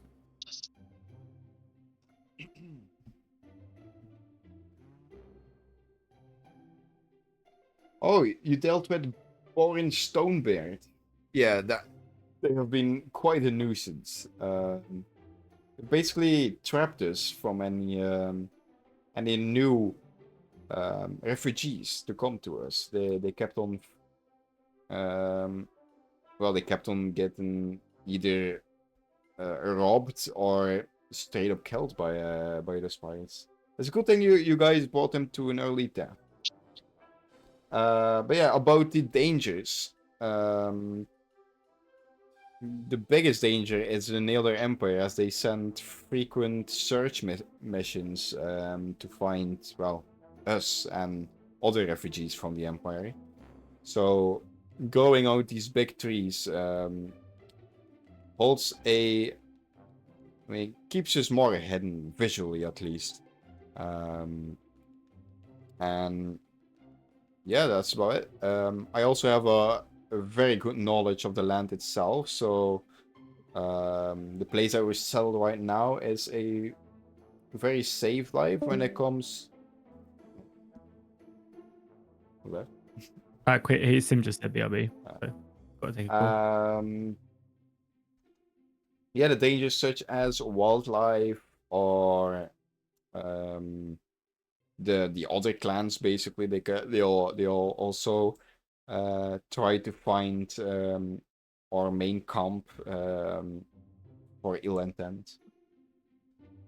So yeah, basically those are the dangers mostly.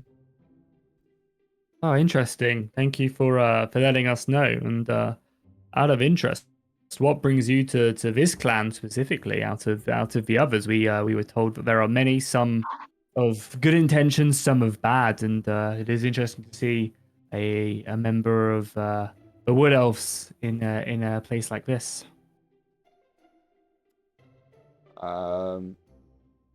Well, I've lived here longer than the clan's existence, really. Hold this. Hang on, let me write it down.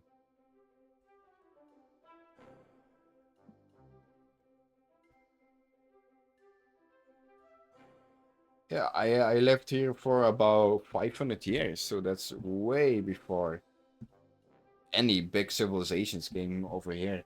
But yeah, I know this forest like the back of my hand, and I know this clan to be very hospitable towards both nature and refugees. So I'd like to see the prosperity coming to this clan anytime soon. I like to be a helping hand with that. Well, we obviously offer no ill will. We are just simply passing through, and we're not looking for trouble whatsoever. Is there anything else of interest in the camp that we should, or anyone interesting we should speak to before we head out? Well, if you want to go to a specific area or direction, I think I would be the best person to talk to, as I've lived here the longest. Other than that, there's a slight issue that you won't really be able to leave just yet, as our main bridge towards the other side of the canyon has collapsed. We've been trying to repair it, but to no avail. And what caused this collapse, this sudden collapse? More, well, not really sudden. We kind of forgot to take care of the bridge that much. As it has been built quite a while ago, and it's also been sturdy. The person that meant to look after the bridge and fix it when it's broken wasn't the best person to put on that job in hindsight. Why is that, my good man? Well, I mean, the bridge collapsed. We put the person there because it is she's a very very, how do you call it, very seasoned woodcutter and carpenter, so we assumed that she would manage the bridge better. But it seems that a bridge held up by wood and a rope is not part of a carpenter's what do you call it, skill set.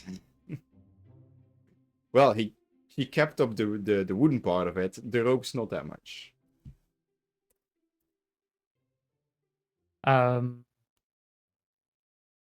Just trying to think of how to like talk to him about directions, because we don't really even know where we're going, though, right? Like I don't want to say, oh, do you have directions to Gold Keep? Like, I guess. Can't try that. Yeah, you could try that. He's 500 years. Yeah. Yeah, true. Yeah. Well then, my good man, I wonder then, as you say you've been in these lands for many years, have you ever heard of Gold Keep? Heard of Gold Keep? Well, we talk constantly about Gold Keep. Even though we haven't found it yet, none of the clans have. And in the 500 years that I've lived here, I've never really seen it, let alone smelled it. No, never mind. Just I've never seen it by my own eyes. This clan, however, believes that it exists. I am a bit skeptical about it. And what does it mean to the people of this land? You say that all the clans are in search of it. Is it just for the treasure that lays there, or? Oh, if it exists at all, I don't think any treasure is left in there. But Goldkeep has been set to unite the clans. Whoever sits on top of the throne of Goldkeep would basically be the leader of the clans. So a lot of clans are searching for Goldkeep. Not all of them, but a lot of them are in quest to unify these lands.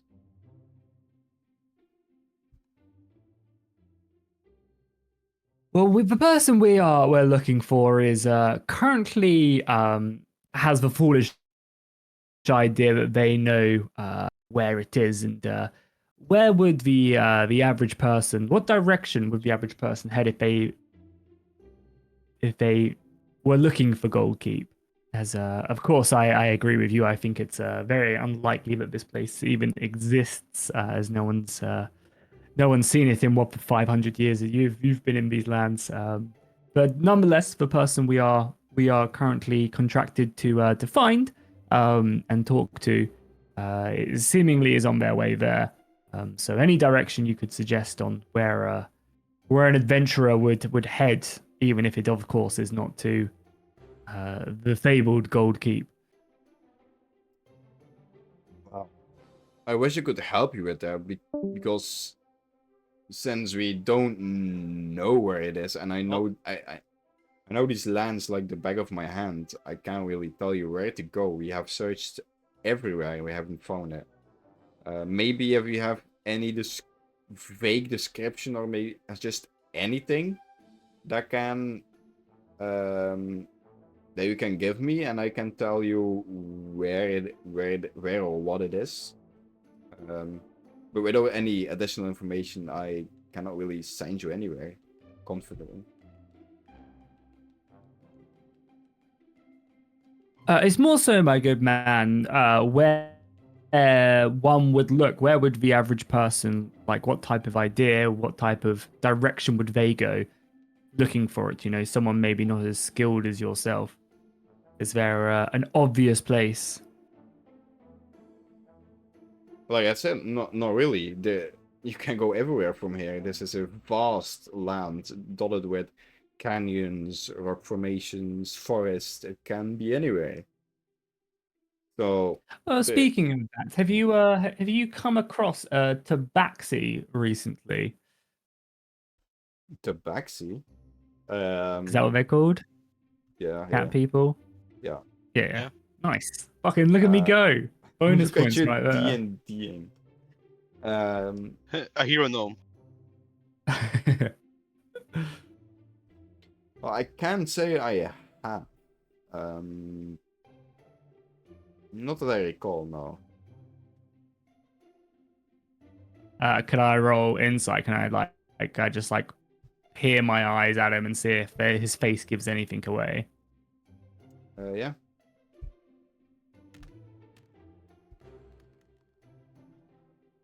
Oh, that's the horse's roll. 10.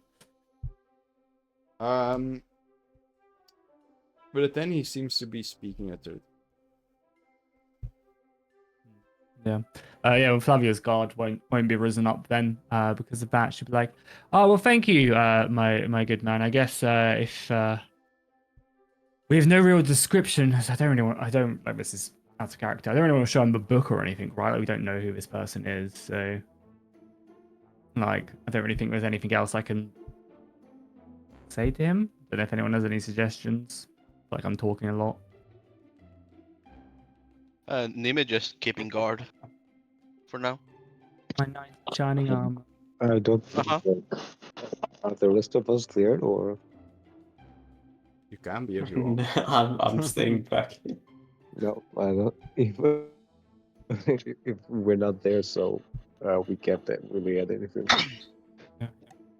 Like, well, thank you very Right. much. No, sorry. Yeah.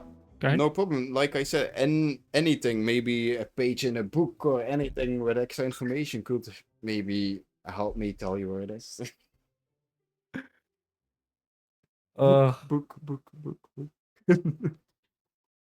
I mean, I don't have the book, but what do you guys want to do? Like, do you want to show him the book?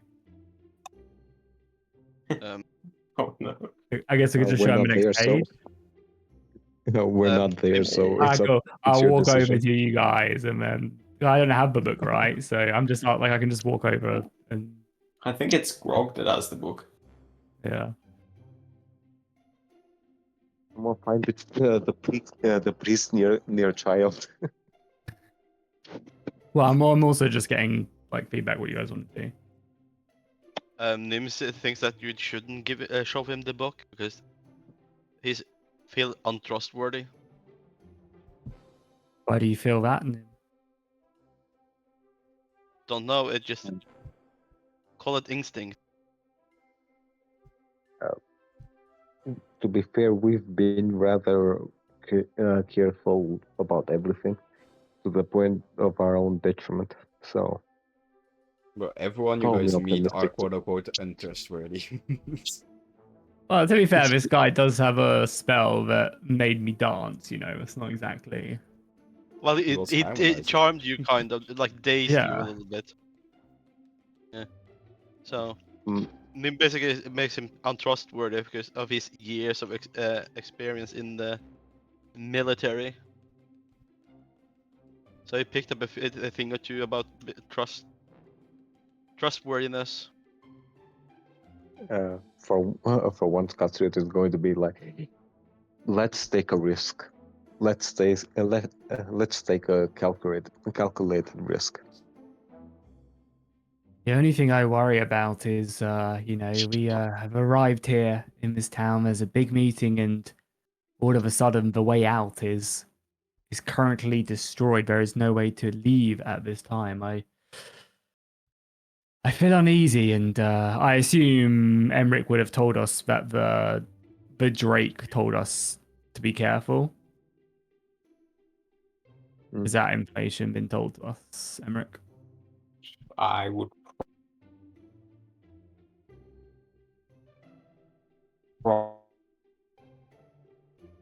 probably have. You know, with said that. the exit out of this place is completely gone. I just don't know. Just again, I have my wits about me, and something this place makes me feel a bit weird. What's his name? The hobgoblin, was it? A black something. Black Pattern. Yeah, okay. He said that something about every meeting taking place in his tent, I could sneak in to try and see if there's anything. I cannot exactly steal anything, but I can read paper.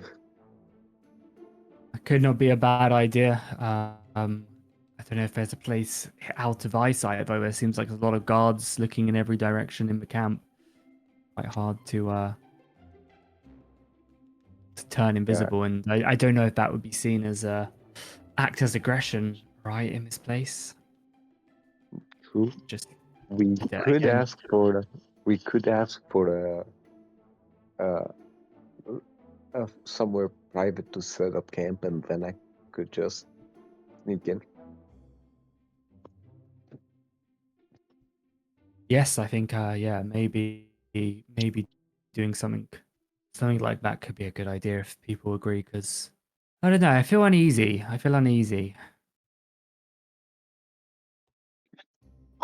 And I suggest first we gather information, and then we decide what instead of just jumping head first into one decision or another. Yes, of course. And also one more thing. The man over there, or the elf over there, did say that the person who sits, or basically everyone in this, all the clans of these lands are looking for goalkeep as well. So I feel like we should keep information to ourselves, actually, about it, that we have a lead, even if it is a children's book. It seemingly indicates us in some direction, and yeah, maybe if it's to these people, they will jump up a chance to take it from us. So I say we keep that quiet, actually, thinking about it. Understood. Does anyone else have a different idea? No. Okay. Then we, as someone said at camp where it's private, and when the time comes, I'll use invisibility to sneak into the uh, main tent. Do we know which one is the main tent? The one the hobgoblin said, "Why does every meeting take place in my tent?" No. Why does every meeting take place in my camp, was what I said. But At you the did very see beginning. Blackfin walk in Yeah. or enter the wooden house to the left. Like in the back left. Wooden house. Oh, yep. See it. Okay. Yeah, I mean, I guess we could just head over there. Like, you could maybe be invisible to snoop around, but I guess is there anything else you guys would want to do? I don't know. Do you want to do this crying child as well? But someone would have to roleplay Grog. Someone want to roleplay Grog? I feel like I've done a lot of talking, so Well, I can't play, so especially not a oh, why priest. not? Why can't you? I'm a military man. I only do military stuff. Yeah, but roleplay as Grog. Uh, It's Although, really hard to roleplay as another person's character. yeah. fair enough. Yeah, Yeah, I don't know. I guess Which child was it was crying again? this one, Child Boy 2, I believe.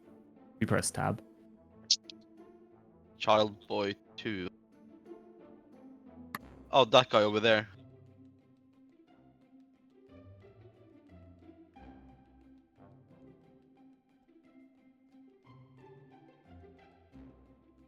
I mean, would Nim not go up to the crying child anyway, right? Like, Bender Hey. of the downtrodden, or are you scarred? Don't. Oh,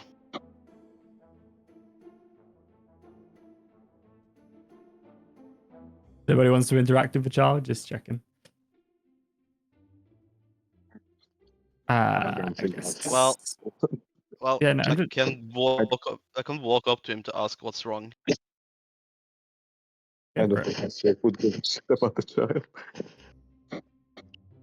We're gonna get scammed again. Hey, little man, what's wrong? Why are you crying? Yeah, have you yeah, okay. I lost I lost the precious seeds. Like the pouch they gave me, the seeds that I needed to collect, I lost it. See, what seed? Seeds like you plant, or Yes, what other seeds? Weirdo.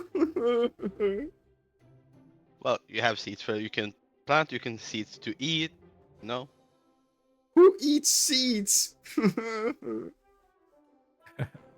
Okay. So where did you last see your? Where were you last when you lost your seeds? Well, near the swamp. I think I lost it there. But I'm too afraid to go back and I can't find it anyways. Okay. I'll see what we can do, but I can't promise anything though. Really? You want to help me? Sure, why not? No one picked up any seeds, or right? Whilst we were there. No, I don't think so. I've Okay. seen So at least maybe not just those walking back seeds. to the group. So it seems like the boy's crying over some lost seeds that he Tragic. lost in the swamp. Nim, I feel like we have bigger problems than some child's lost seeds.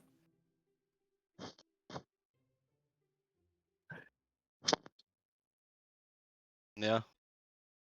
Also, what was a child doing in the swamp?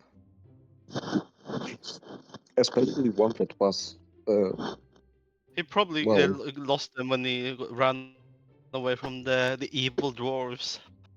You know. what was it doing near the evil dwarves in the first place?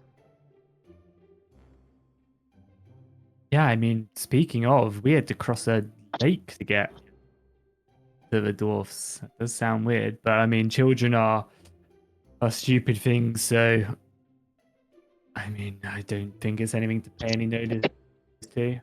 Fabio's just like completely disconnected about the child. Mm, Why did he I need mean, the seeds?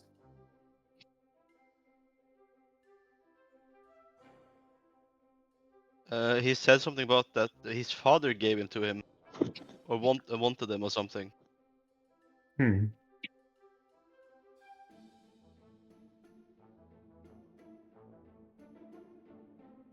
How long was the trip? Or he lost the seeds in the swamp. In the swamp. Yes, Yeah. Flavio or near the is spot. gonna just be so sick of his talking and be like, you know who could answer these questions is the child. But just You point know, plot over twist to that him. Yeah. I'm just looking. How far away was the swamp? Well, the swamp where you guys came from that direction, was about a 2-hour walk. Ah. Never mind my thing.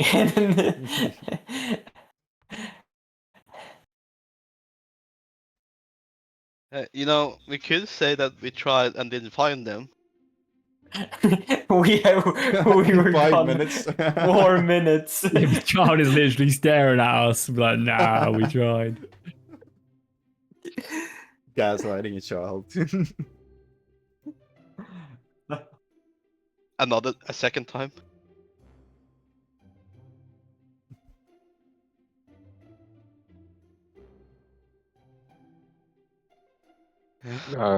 it kind of seems suspicious that the child would be in the swamp, which is 2 hours away, even for So why don't adults. you go talk to the child and get some answers? Yeah. Find out. You look really charming, Castriot. You can talk to the child, can't you? Sure. Okay, I'll look out. I have a bag I of mean, Castriot walks dust over to the of child. The child casts fireball as soon as he sees his face. And Castro is going to walk to the child and say, "What were you doing What were you doing in the swamp?" I was not in the swamp. I was near the swamp. I was collecting the seeds that we need to grow these big trees. Were you alone? Yes. The swamp is 2 hours away. You were alone in a bandit infested pirate thing. Well, it depends where you're walking to. The swamp is big. There's just like the swamp goes further to the south. It's like a 10-minute walk. There are no pirates there. Can I do an investigation check? See if his bow fits in me. Because this smells rather fishy. Make an insight check. Insight check. My insight is that Not one.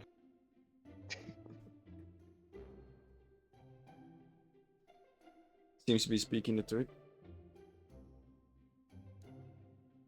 is it actually a natural one? No, you're on No, 16. 16. Yeah. +4. Yeah. Seems to be speaking the truth.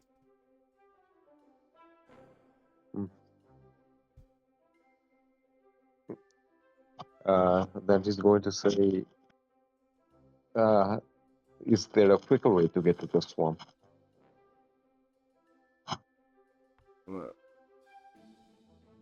Well, to the place where I Is lost the there? seeds is 10-minute walk. I don't know.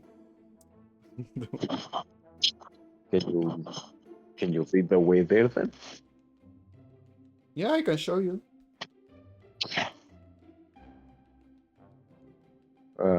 Cutlet is going to go to the group and say, the kid seems to have lost his seeds about 10 minutes away from here.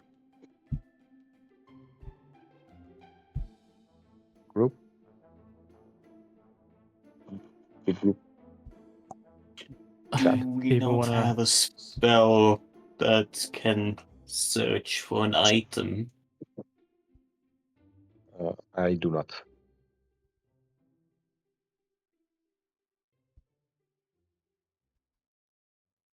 You? Sorcerer? Do you I have any? do not. I do not. I remember one of us having it, but I don't remember who. Well, the simple, I guess, outcome could be some people could go with the child to try and find this. If it's only 10 minutes away, I mean, we are still here for a It's little while. Grog. Uh, It's Grog who has locate object.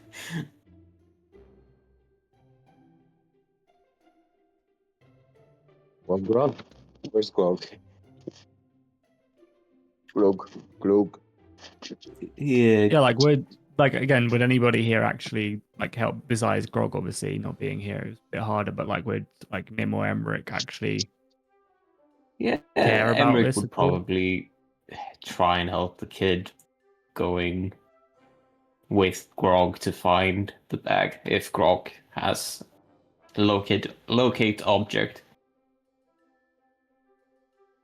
Castriot would help the child if there's something to gain from it. If the child could give information or something. Castriot is going to go to the child and say, by the way, why Why is everyone so interested in Gold Keep? I don't know. I'm just a child. I want my seeds. There's no legends. There's no stories about it. Nothing. I don't know. Is there anything you know? No, I know where I lost my seeds. He's gonna go. He's gonna go back to the group. I'm not doing that. The child can go to the swamp by himself and get eaten for all I care. Well, we could go to the swamp and try, and then they go say, "Oh, we tried," and try to gaslight this child even more. Yeah, I mean, basically, I guess we have the decision of like, do some other party members want to go to the swamp with this child and go and try and find the seeds? I mean, Is it 10 minutes away or 2 hours? 10 minutes 10 away, he minutes. said, 10. so it is Okay. just around. Yeah, So Corner. you guys- Emmerich and Grog would probably be able to go with the kid and find the bag. maybe, yeah, Flavio will suggest maybe one more member goes as well if they want, only if they want to, obviously, just so that you guys are, you're going out into the wilderness with a random kid, just so that you're maybe a bit well protected. That if Dim wants to go as well, maybe, or I think Flavio can come as well, but obviously I've been doing a lot of talking and stuff, so. And him can also come with.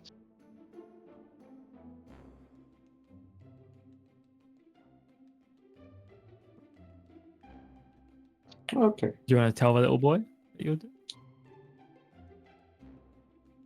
Yeah, sure.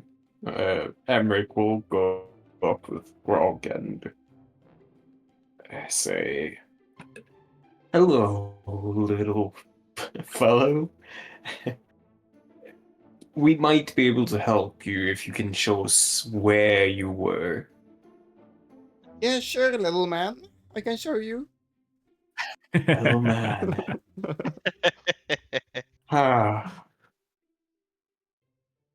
you know, it's rude to say that to a dwarf. What is a dwarf? Is it a little man? Oh, God. We may be short in stature, but we are a grand race, and You want to do a race? some.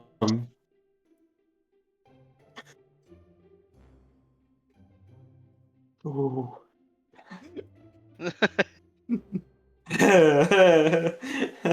No. I like this child. No. You see that big fellow? These two right next to me? Talk to them and I will just come with you. Okay, little man.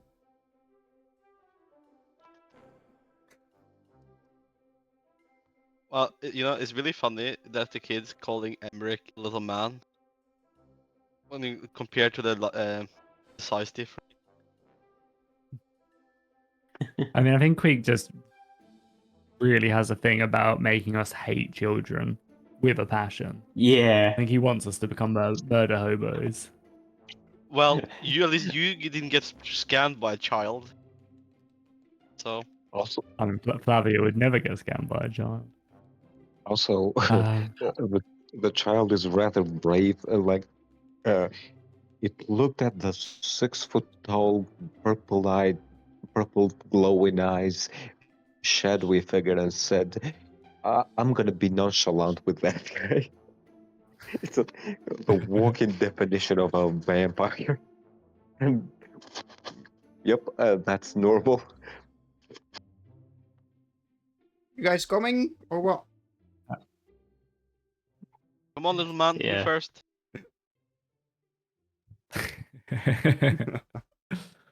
Okay, that heard the there's child. something wrong with that. You're gonna There's hit something him wrong with that once. child. Yeah, that's why we're not going, Gasper. The force Alright. is coming with. So who is all coming with the boy? With yeah. Grog, Emric, Horse, and Nim, right? Wasn't everyone? Oh no, me and Castor are staying here, I think, unless Castor wants to go. Flavia's gonna stay here, I think, and just like look around.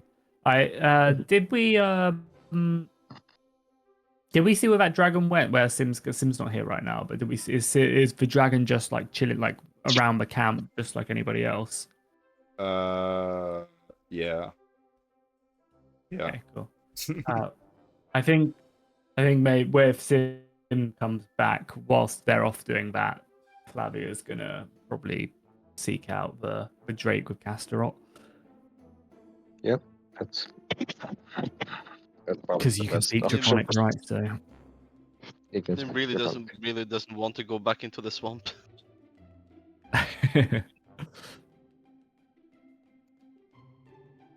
Alright. So you guys follow the child. this should be your thing anyway. It's nature, right? You're a ancient paladin, so it should be your thing. Oh God, where did you guys go?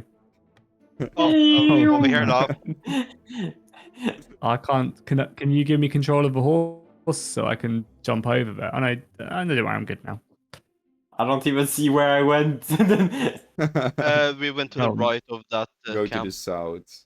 Oh no. Oh, what the fuck kind of cursed place is this? Oh no! Guess This it's is where it's right for not I'm asking regretting coming why over she here lost. now. This is where I lost my seeds. Can you find it for me? You guys should have come with. I mean, to be Yeah, it's fair, a you lovely guys should have place. asked how she lost the seeds. Probably to these big old rats. Yeah, Emric. Why didn't you ask the child how you lost it? How you lost the seeds? Oh, what the? Oh, bye horse. You gotta jump out. I'll do it. You guys carry on roleplay also have a horse. You have Crocs. Alright. As you guys follow the child, you Jackie, I sent you Crocs character. you Not me. you come near to a swampy area, which is a little less swampy. It's not like super wet like the swamp that you were in a few hours ago. So the terrain is pretty traversable, so it's not difficult terrain. As far as you can see.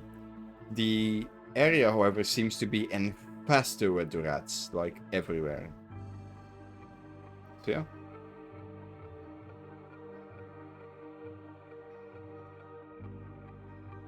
What do you guys do? Run away. Nah, there was an earthquake and you're now divided by 2 kilometers gap between the two worlds. You cannot go back.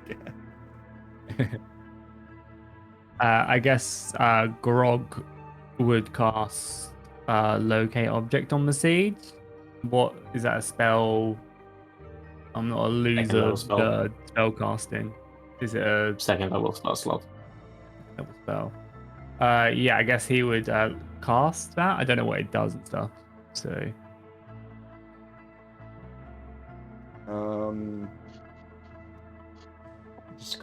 describe or name. You guys an object don't as wanna- familiar. Sense action.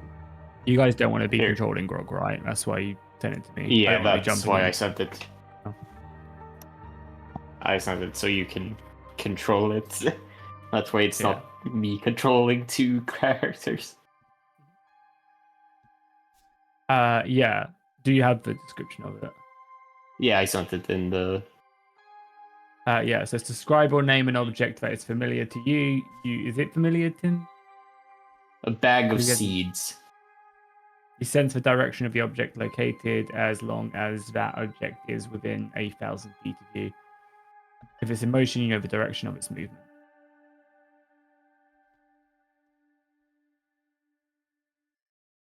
You would know the exact location if it's within 30 feet.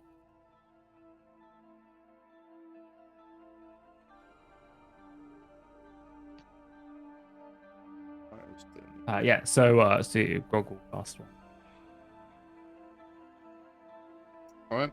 It's a concentration spell, right? Yeah. Yeah, concentration up to 10 minutes. Yeah. He'll go over to the little boy and he'll be like, "Little boy, I will find your seeds." And just with a quick motion of his hand, he'll cast find object and seeds. Alright. As you cast that, you get a vague direction of you get the direction of where the seeds are, so it's further than 30 feet. It's about southwest from where you are now, in that direction. So, what direction was southwest? South again. Southwest is that's out of a map, isn't it? That's You have back a where we came. compass Eh? on your bottom left. Okay. Just to Oh, your yeah. front right-ish. Yeah. Yeah, I mean, I guess. Yeah, sorry. What do you guys want to do? Sorry. So yeah, Grog will relay to the little boy and his two companions, the little man and Nim, and he'll be like, "Is this way?" And he will. I've got a fading sense it is in this direction, and he points, kind of off into the southwest direction. However, and obviously you can see the rats and stuff, so prepare yourselves. Yeah. They're only rats, but keep the kid kind of safe. Nim, can you place him on the horse so he can run away if need be? Sure. I'm here, little man.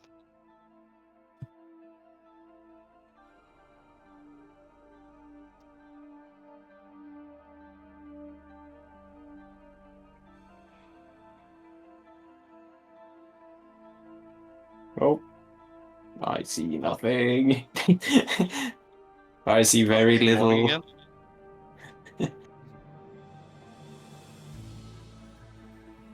Alright.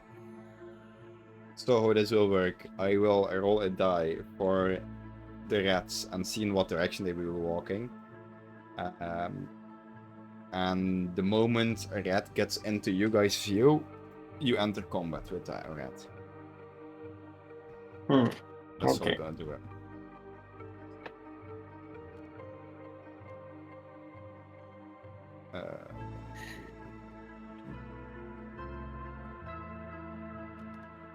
Go a few times this way.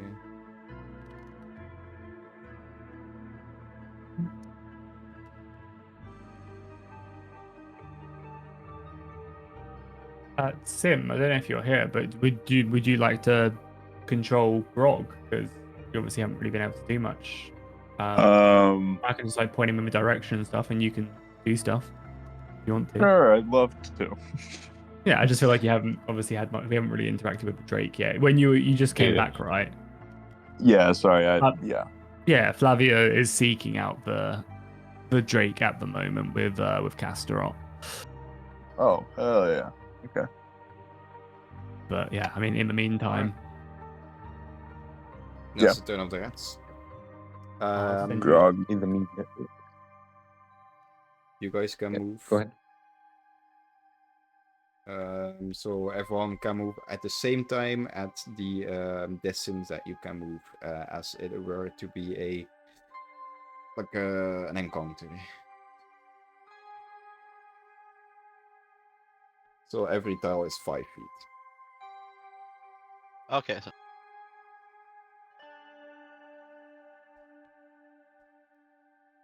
Forget the little boy. I mean, he's on the screw horse. him. He is on the horse right Oh. now.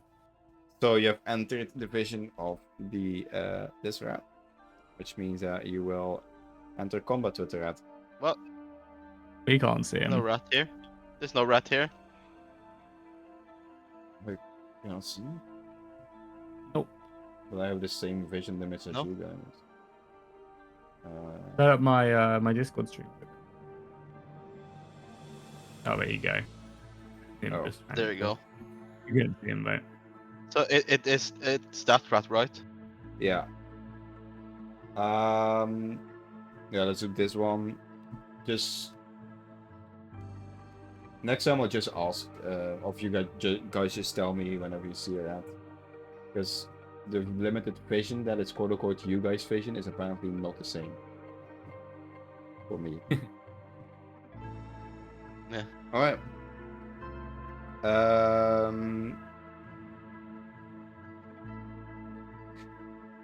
I guess one of you guys roll initiative and I roll initiative, and then you all go on the same time, and then the rat. Because it's only one enemy. Should I do? Oh, wait, no. Which one of us has the highest initiative? Probably you with a +8, right? Yes, 8. The +8 D8 is still in effect, or? Because Yeah, I we've guess only been I have traveling for a couple hours. 4 hours. Yeah, It's 8 hours total. 8 so it should be hours. good. Yeah. Oh yeah. Still Yeah. fine. 17 and a D8.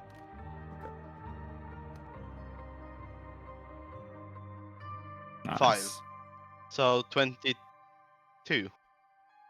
Okay. It's you You're guys welcome. first. So you can decide who goes first on the attack. Okay, who go first?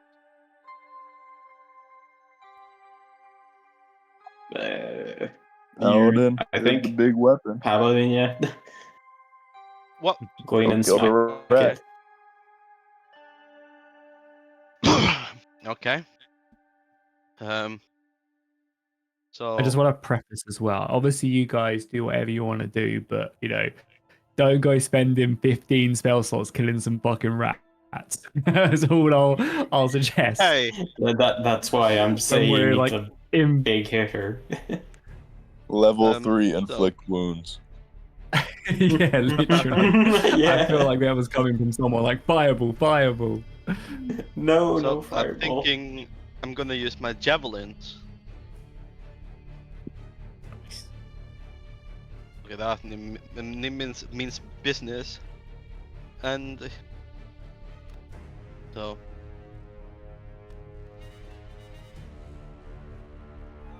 8 plus 5, that's 13.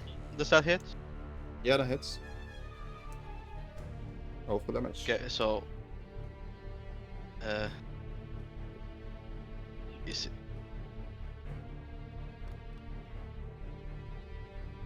Wait, where did it go? Oh, you rolled a 5. Um, I think you just went onto the map. 5 damage. Okay, Plus then I'm your gonna use my proficiency, extra right? attack.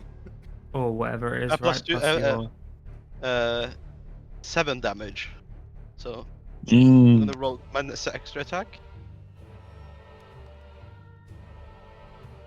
17 plus 5.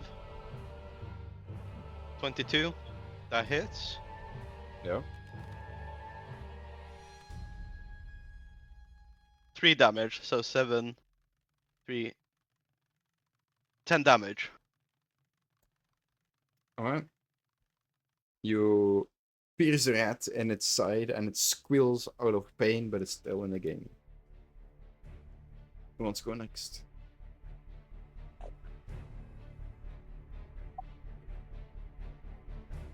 Okay, who's next?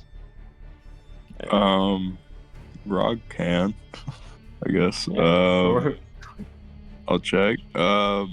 Sacred Flame. Make a DC 13. I think it's Wisdom save probably, or it's Dex. I don't know. I'm Wisdom. researching. Or no, is it Constitution for?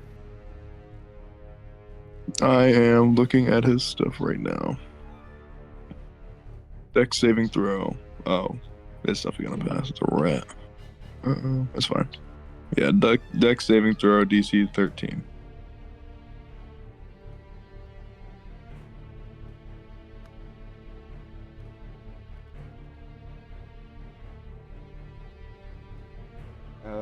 Dex. Mm. Mm, I doubt it has a +9. You No don't way. know. plus This is 20. the BBG. 7 total. Yeah, he fails. Okay. Someone can roll 2d8 damage. It's a 9. And then is it 2d8 plus anything? It's probably plus wisdom, right? Or is it just straight up? Might be a straight. Yeah, it's just straight up. Alright. Yep. All right. 9 damage. 2d8. It's What was time that? to go. Oh, first attack back. Classic. Fucking cheat. Grog the killer. MVP. Yeah, Grog's my hero. I mean, it makes sense.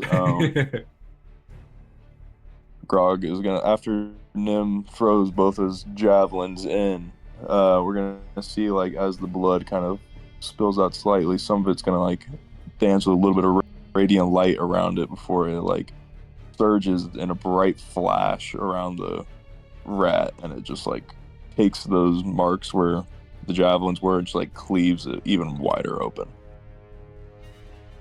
and like a rippling flame down its body. The rat squeals when it dies. Alright. I will roll again for the movement of the other rats, and then it's you guys' turn after that. Oh, well, that one flying. But eat.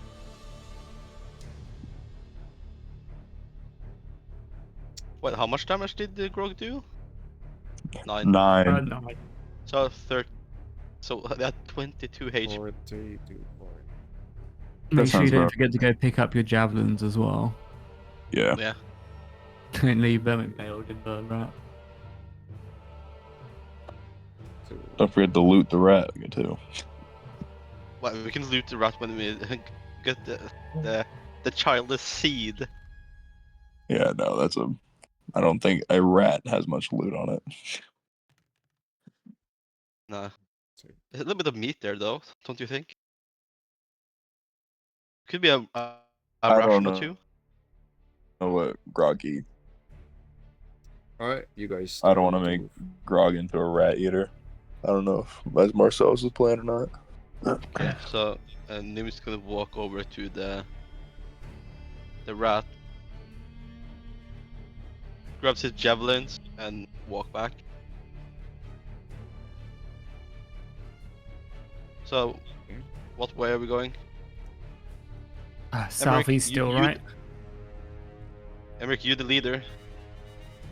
Southwest, wasn't it? Yes. So, Yep. east.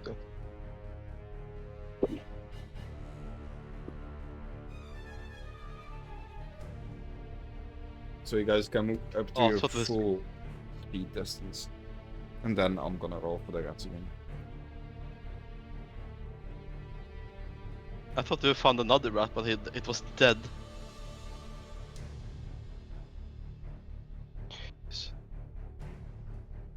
Anyone else wonder how this child wasn't attacked by rats when he was alone here?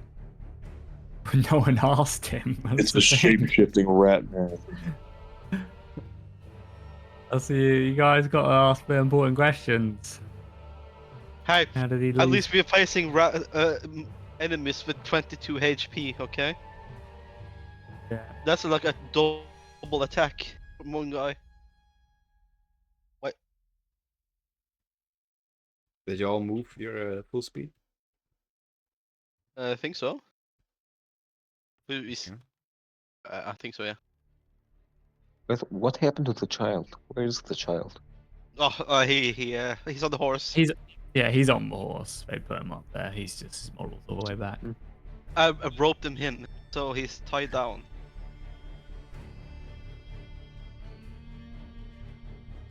If you listen carefully, you can hear him screaming, "Let me down!" I was muted on 2 places, so I've been quiet for a long time. Yeah. So you know when we met that black foreign guy, right? I was muted when I was talking. Oh, okay. You guys start. Okay, so that's 5. Oh, rat. Oh, a rat. Yep. Roll for initiative. There's an other areas. So just a quick question: how long was it now from the last rat to this one? 1 minute, 2 minutes? 5 minutes. Or okay, so it still is in effect. 10, Okay, it's you guys first. 17. So who's gonna go first again? Right. It worked well. Well, yeah. I'm just gonna do this quick. So Big sword. Whoa. 1 misses, 1 hits. So 25. That's hits. Isn't that, So yeah, you crit. Isn't that 120? It's a crit. uh, So Did you double, roll 20? double damage dice. double damage. 8 plus 2, so 10 damage. Plus 2 more, Oh. right? Because you add your proficiency to each dice, right? Or not? Or is it just a total? Yep. Just 1 attack. Is it 1d No. damage plus? Proficiency once. Yeah, because it's not 2 attack. Nice. 10 damage. Yeah. And then Nim draws his sword just in case. Alright, Oh, the yeah. rat squeals, takes 10 damage, it's still standing. Fireball, Emmerich. Emmerich will cast Fire Bolt, not Ball. Yes. I just Eesh. think you could hit him. What? That's 12 to hit. That does not hit. Yeah, Hey, that's my turn. AC's 13. AC's 13. We gotta figure it out now. Yeah. Grog. We're doing the same thing. DC 13. Deck save. Missing community content. Don't like the look of that, Quick- where you spawned in. Someone added something. Alright. Roll to hit. Or whatever you want to add. Right, it's you. Yeah, it's He's you. doing the same thing. Yeah, DC 13. Save. Oh, okay. Dex. Oh, yeet. Okay, it's gonna Nope. fail down. Okay, 2d8. Classic damage. garage Oh. W. Describe the kill. Wait, what? Okay. Yeah, it's just gonna be the same thing. It's just a flash of bright, divine light just consumes the rat and then implodes. You know, at this point, all my Java is gonna be filled with radiant runes. At this point. So, Grog's just gonna laugh. so we're gonna continue now, yeah? Oh no, wait. We need to wait for that one. Yeah. Go get your javelin. once it's done. Yeah. Four. My radiant javelins. You know, that would be really funny though, if that be a thing. When you use radiant damage on the javelin, they charge up. If we had I'm sure there's a wizard, could probably do something with that. Okay, you guys turn. Nim, 10 feet, yes, picking up Grog his as two well. javelins again. Grog would also like obviously have his locate thing going, right? It's like a constant thing whilst he's concentrating on it, I assume. Yeah, it's concentration. Yeah, so whilst it's going, if anything else changes. Yeah.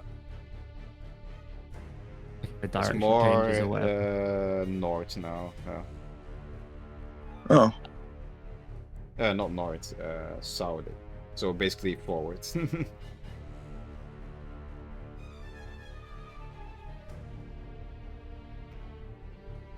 is it?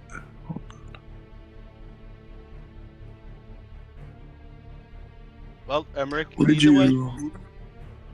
What did you cast? Detect magic? No, look at option. Object. Yeah. Yeah, I found it. Okay. Yeah, it's concentration. Good thing I've been using. You're going the wrong way.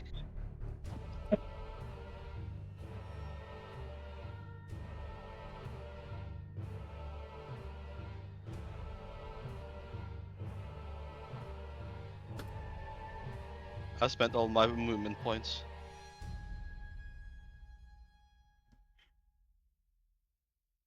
Yeah, that's all my movement. This has to be like 10 minutes away. What is it? Literally just roll 3 times. Okay. 4. Sorry.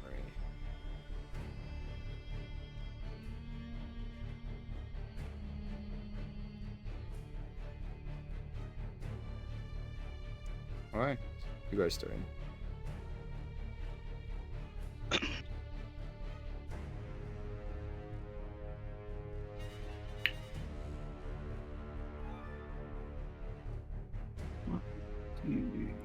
Oh, You're right. Yeah. Yes. Also, Grog, you know the exact location now because you're within 30 feet. It's where the I don't know if you can see this die here. It's basically a Rat few hole. walls over there. What's that? Copy. Oh. Oh, it's over there. I don't know what Grog sounds like. That's Mamouge right I there. best- Yeah, Yeah. that's Belush. That's Belush. What does he sound like? He's like It's scratchy. basically like Bamouche He's- voice with orc. all like, hey. it's really deep and scratchy. Oh, yeah. it's over there. I just typed it like Undertaker. I don't know. 19. That was initiative, right? Yes.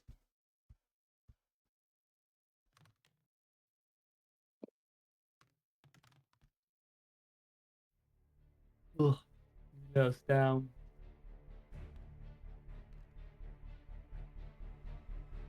Six. So it's the rats first. I'll begin with the giant rat. He will what is his movement? Oh, 30 feet. He will move to the closest creature, which is Nim.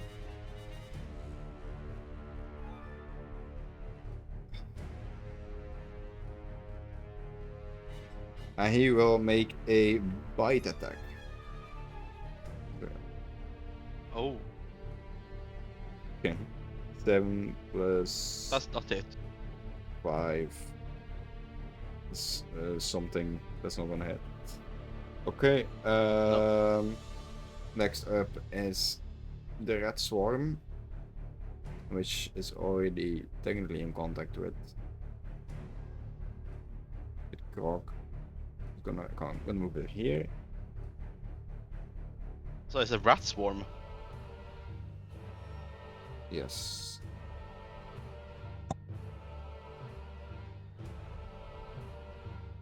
He will. Well, they will. Also make a bite attack. At Grog, Yes. you can give it What is Grog's disadvantage, AC? right? Him? 7+2. What? What do you say? I'm pulling it up. I rolled a 9 total. Yeah, I don't think that. No, he's got 17. Jesus Christ. Damn. Grog's a monster. Well, look at him. He's a big. Now we have another Yeah. rat swarm, which is going to move over here and make a bite attack against Nim. Oh, 12. no. Go ahead. Alright, then it's you guys' turn. Okay, who's gonna go first?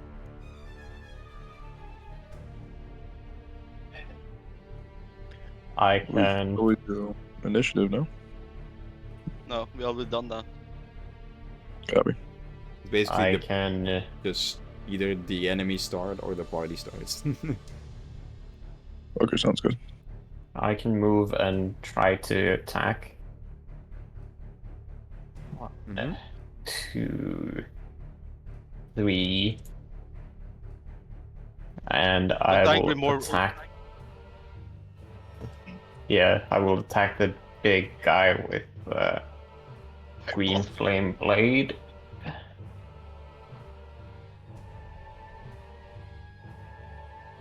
Green Mhm. flame blade. Is that your axe? Yeah, it's a cantrip. It's a cantrip. It's Yeah. like it's booming blade, the AOE. Oh Sheep lord. And so yeah, D20 to hit on the big guy. That's 7. That's not gonna hit. Yeah, figured. That's my turn. I'm doing great. So, I can go up then. Take my turn. Yep. So, I'm gonna cast Divine Favor on my sword. And that's 1 slot. Okay, and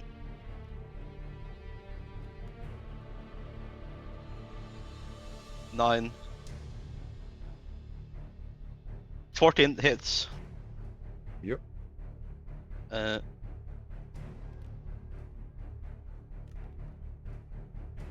s- 7 plus 2. That is 9, and plus 1, 4. To 11 damage. And then I'm gonna use my well. Then I'm gonna use my extra attack. What? 13, 18. Go ahead. That hit. One. 3. 3 is 6 damage. So. Is it 15 damage? Was it? Was it? It was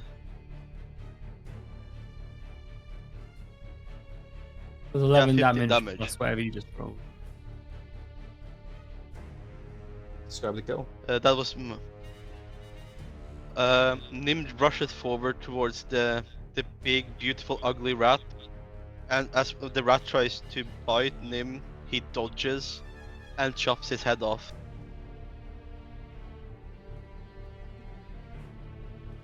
Alright.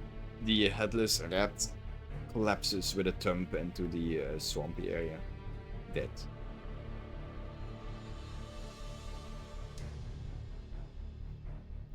Well, and then it's Gork's turn, I guess. Yeah.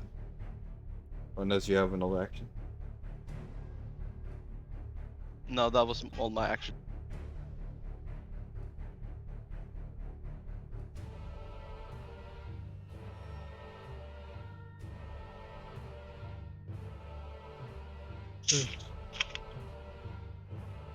Sim, it's Gork's turn.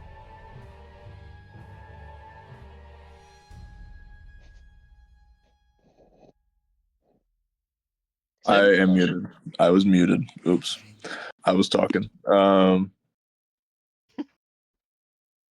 Yeah, I'm not. Okay. Sure, I'll just do this. He's gonna make a mace attack against the rat swarm. Okay.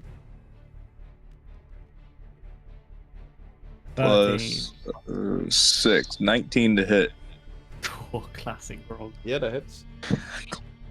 Holy. That would be 1d6. Here comes Plus, six.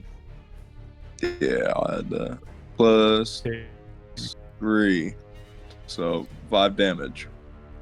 so he has 3 in bludgeoning? Yeah, plus 3 damage on top of it. It's just inherent from the what? No, plus 3 is from his strength. Yeah. So, yeah, Alright. 5 damage. You bring down your mace, squashes a couple of swarms wherever there are a couple of rats, wherever there are a lot of rats left. So. Yeah, I figured. Rotate around to the other side of the rats. Like, I don't Yeah. have control over Grog, so whoever does. whoever has control of him, Swedish, maybe? complete opposite side of where he's at right now, from the rat swarm in front of him. Yep.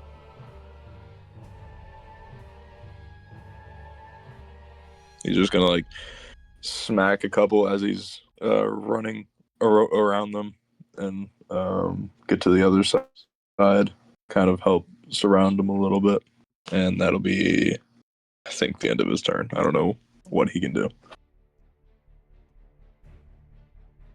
Alright. Then it's the turn of the rats. The rat swarm is going to make. This one is going to make an attack against Grog. A bite attack. That allows me to roll alone. 13 plus 15 total. That does not hit. Okay. Rock. Desert Swarm will make an attack to Nim. Against Nim, also bite attack. 13 doesn't hit probably. Yeah, nope. Desert Swarm is going to move closer and attack Emmerich. Also a bite attack. That's not gonna hit. Alright, you guys turn. Yeah. Quick question: do the rats have tactics? These rat swarms? I don't know. Because they might be supposed to get advantage on some of those attacks if they are. I mean, I know, but you don't know. But since I'm not rolling double Just dice, these have not pack tactics. The giant rat Yeah, had I'm pack just- tactics, but his turn was before any of the other rats were close, so Gotcha. then he died. Gotcha. Sounds good.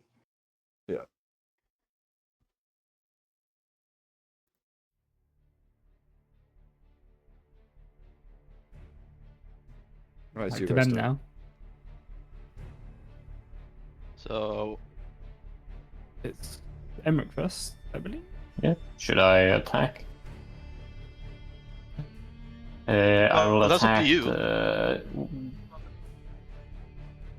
Yeah, I think so. I will attack the swarm above me, or like.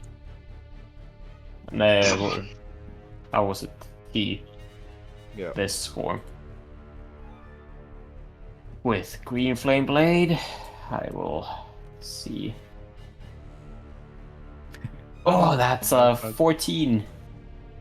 Yeah, that hits. Yeah, 14. That's 1d10 plus 1d8 plus 2.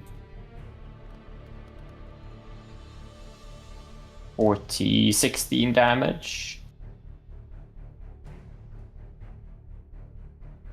Yeah. And a d8 of damage going to the other swarm. Oh, so 2 damage going to this swarm as it's within 5 feet. You managed to smash a lot of rats from the first swarm you attacked. However, there are still about 8 rats left in that swarm.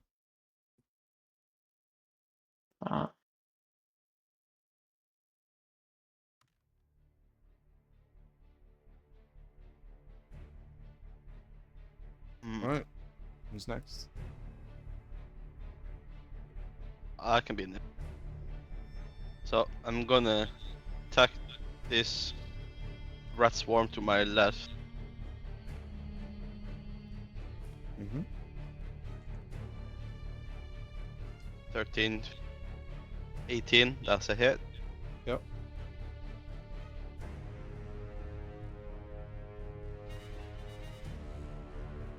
Five, 7, plus 4.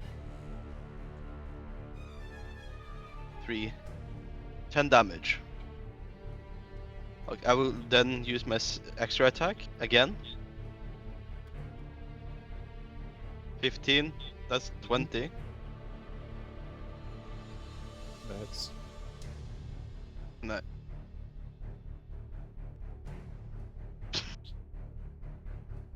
One, 11, 15 damage in total. describe the kill. As Nim strikes this sword towards the rats try to flee, but they were not fast enough to notice the swing of his sword. As you can hear screeches of the rats as they die. Yeah.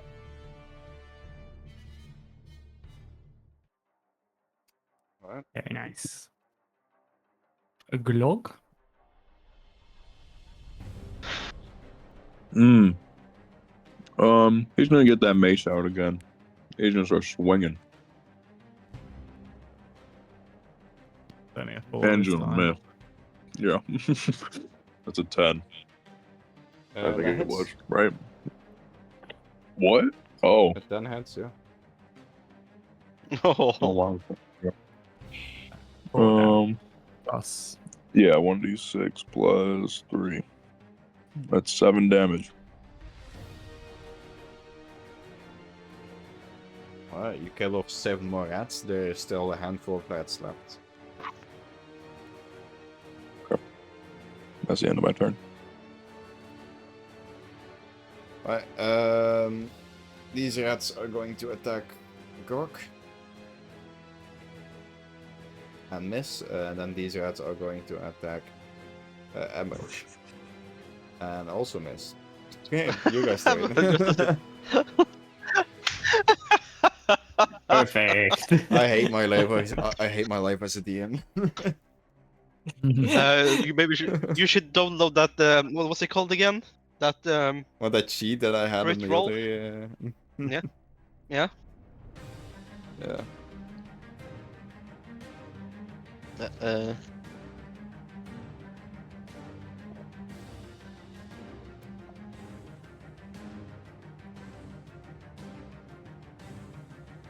Emmerich? Okay.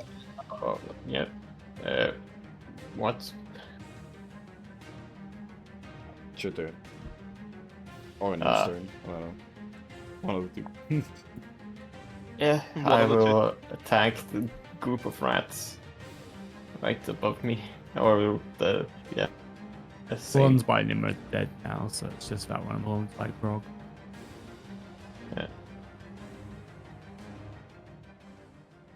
That's 23.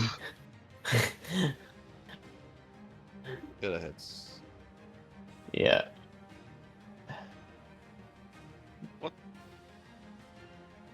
You can connect the to house the going? character. You can connect to the model now and just move it with WASD. What? 11, 13 damage.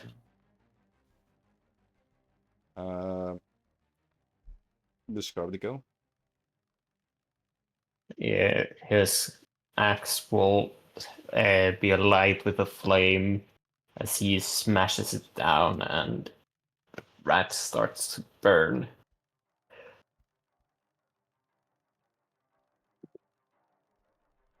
Okay, the rats freak out in pain, and all of you smell the smell of barbecue as the rats simmer.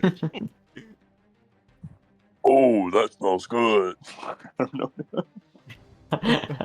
Yeah.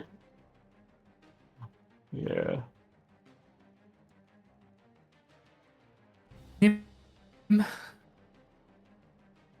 Yeah, Nim's just gonna walk up top of this dead rat. And he's gonna face the rat swarm to his right. And he's gonna swing his mega sword. 10. That's a mega sword. 10 hits. Okay. So Yeah, that's stab like. no, that was the 6 wrong so far. dice. Oh man, I have to. I did the wrong dice. I just roll again.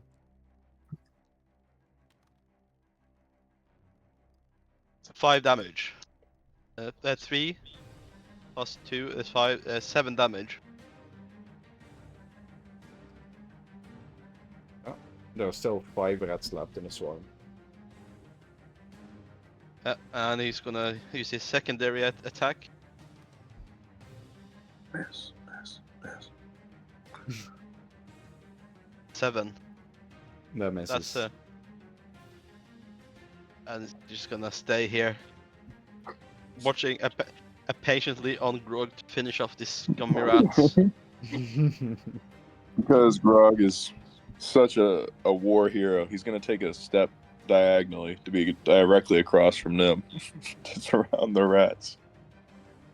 Mother. And then, yeah, He runs away! directly across. No, Everyone's directly getting across advantage. from him. Yeah, get that advantage.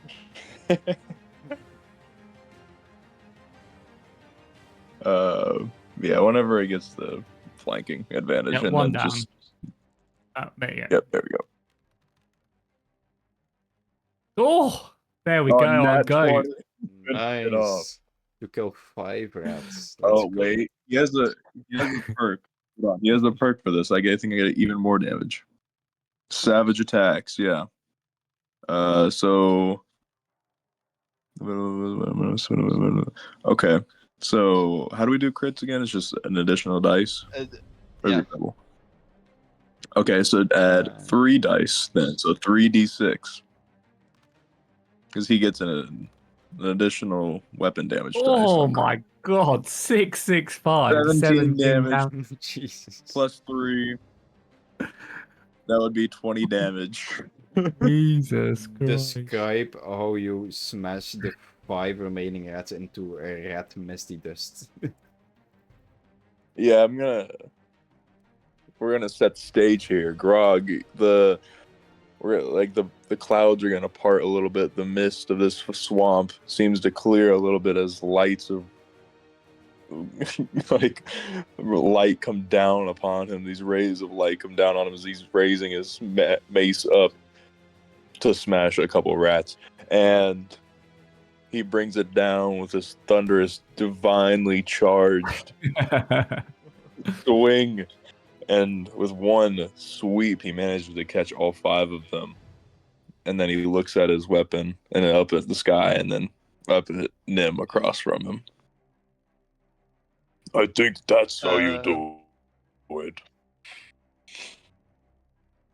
Said he had Savage Attacker, right? Yeah.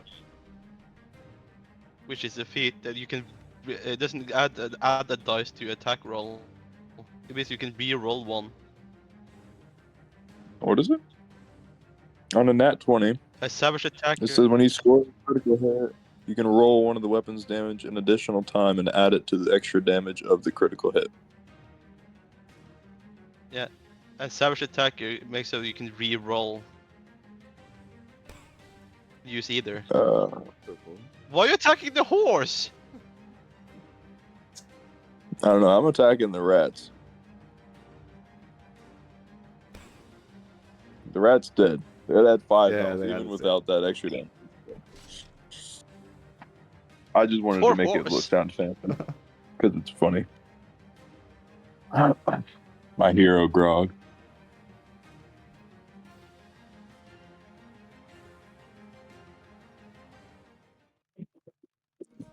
Alright, with the last of the rats dead, you guys quickly find the seats, which are literally like 5 tiles to the left of you. Yeah, you find a pouch which seems to have been gnawed open by the rats. Seems like some of the seeds have been eaten, but there's still a sizable amount of seeds left. Yeah. I The guess. horse and the child is dead.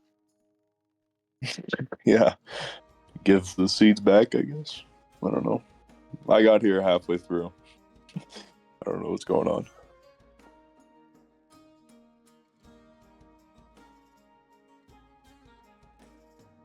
I'll transport everyone back.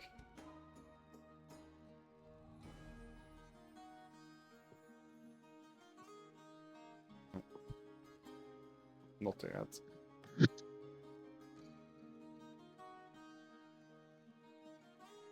we go. God damn it. Wee.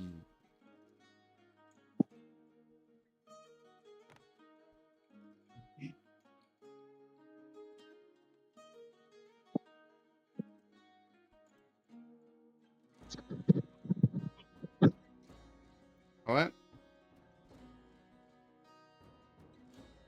So you guys give the seeds back to the boy? Or are you just keeping it? Run away. If it's Grog that's grabbing it, imagine he'd give it back to the owner. He's a good guy. Thank you so much, adventurers, for the seeds. Oh my god. I can now give it to the insert name of the wood elf. Thank you so much. I don't know. I don't really have anything to give you, but I can tell Blackfin that you helped me.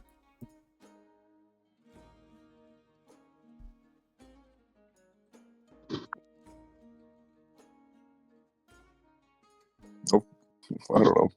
What will Grog say? It's okay, little one. Yeah, he said that. You're welcome. And with that, the boy runs off towards his tent.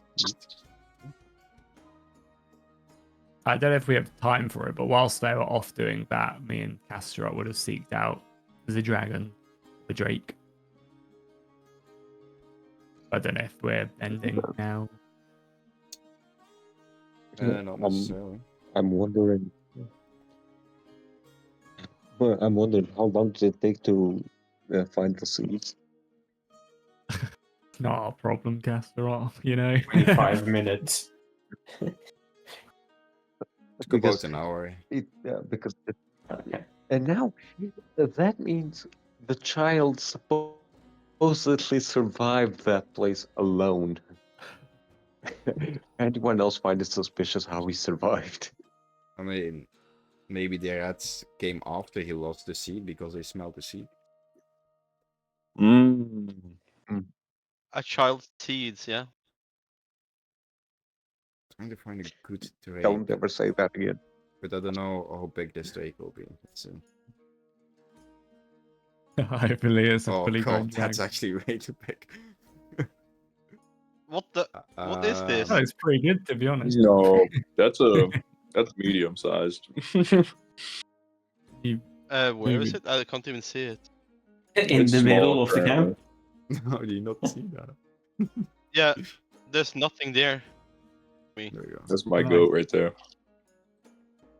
Oh, what was its name again? I gotta check. I can only Oh, see It's your drake.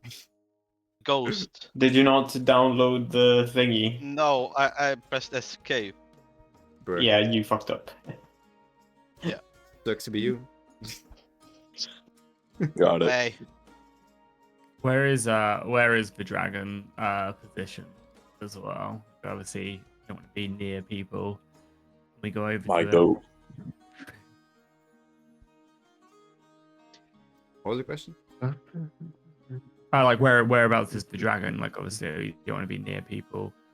I imagine it's probably just not. I mean, it's just roaming around in the camp, so you can easily just walk to it.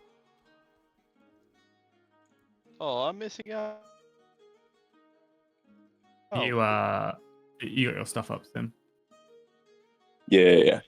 Yeah, cool. Okay. Yeah, I mean, first things first, I'm talking to Castrot before we go over to it. I'll be like, Castrot, I think I feel uneasy about this place. There's something gnawing in the back of my head, and you mentioned the Drake said that we need to be careful, and was uneasy when it saw us. I don't speak Draconic, but I think it could be a good idea to maybe seek this Drake out. It does seem a bit out of place, even amongst the refugees and classes and races that we find here. Even still, the Drake seems a bit out of place.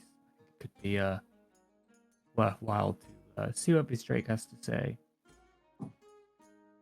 Well, I don't think the dragon is going to trust us any more than he trusts the refugees. So we'll have to talk to him, I guess. That's precisely my point, though. If he doesn't belong here, what is a Drake doing in a refugee camp? Is my question. If he warned us to be cautious, that must lend some sort of goodwill our way.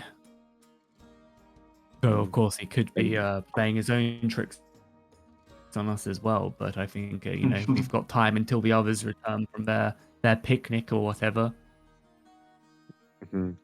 There's also the problem of what are these people refugees from? They're at the other side of the continent. Continent from the war. They've escaped. They've escaped the prosecution of the Noldorian Empire. That's what they're fleeing from.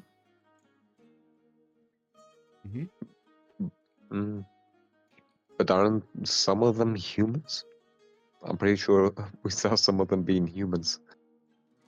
I mean, we have humans among our party, and we're on the wrong side of the law, right? Like we're being hunted by them. But I stole one of the national treasures. That's kind of different.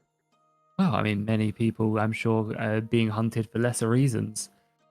I mean, again, I think we speak to the Drake and we see if we get any answers. If we don't, then we just had a conversation with an animal. But I think it would be a good idea. I guess trying to get the trust of the dragon isn't anything harmful. I guess so. Let's go. Cool. Where are the rest? They went for a 10-minute walk. They've been gone for half an hour. They're with Grog. I'm sure they'll be able to handle themselves with that monster alongside them. That killing machine. So do we go to the dragon or to the Drake, I guess? Yeah, we'll head over to the dragon. I don't speak Draconic. I'm debating whether or not I should cast comprehend language so I can understand everything, or if it'd just be funnier to let Astaroth translate. I'm like really debating in my head. Would she trust Castro? Yeah, no, she would not.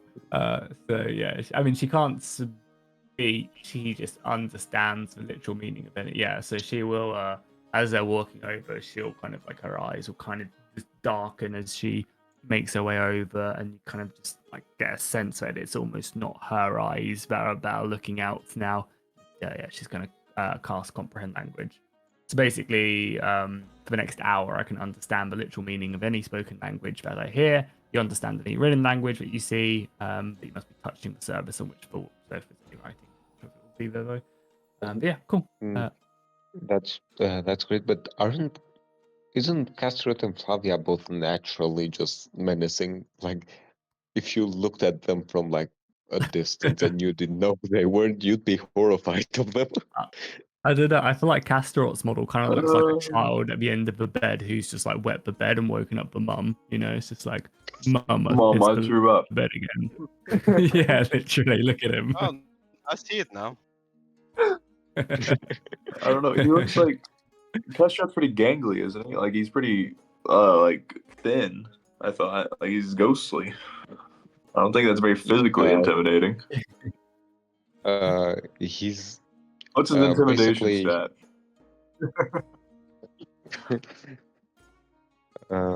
basically he just looks like a shadow, like a cloaked figure, rather than anything else. Just glowing eyes, cloaked figure, not being able to see anything about his features. Interesting. Okay. I'll keep that in mind. Even if you saw his body, he's not like thin, like weak. He's just transparent. Like hold on, let me send you an image. Yeah, he's just pretty ghostly. Yeah. Okay. Sounds good to me. I'll keep that in mind as we're interacting. And then the alive drow woman. Oh shit. Yeah, cool. We'll come over and we'll approach the Drake. Flavia will like make a sign to like get its attention. Whenever you find it, it's like curled up a little bit. It's I think Queek described it earlier as being black.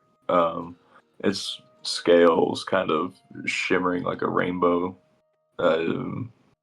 hue, like passing down its body for a moment as it like takes a deep breath and looks up at you as you make that sign, and it'll like raise its head and then stand up fully, facing towards both of you, then looks you up and down, confused. Flavia will look at Castroth. Could you please intrigue the Drake to why it's amongst these people?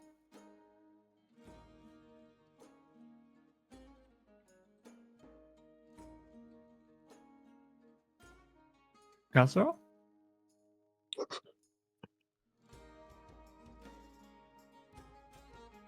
Blackwood? After I went to sleep. Did he fall asleep again? He fell asleep inside his closet.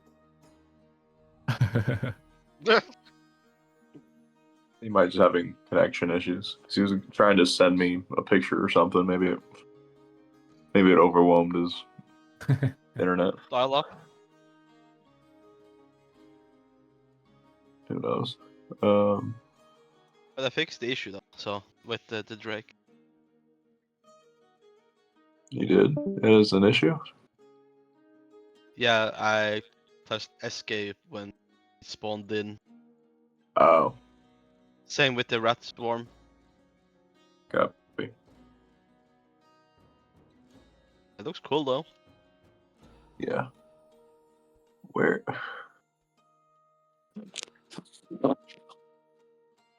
Where did he go? Yeah, I don't know how much time do we have left? Like, how are you looking to wrap things up, or like, should I just speak for him as if, or do you want to give him 5 minutes to wait? Because it's want to take away his roleplay, but Yeah, speak for him because I wanna push you guys to the point. Yep. I wanna end the session here. yeah. So I guess I'll just speak, and you can imagine Castro doing it unless he comes back. I'll be like, you seem a bit out of place here, and then Castro will translate that. It'll snarl a little bit at him. And like it's speaking Draconic and it's tongues and hissing. It'll come out as, since you can understand it now, yeah? Yeah, I can. Okay. It'll say, how did I do the voice earlier?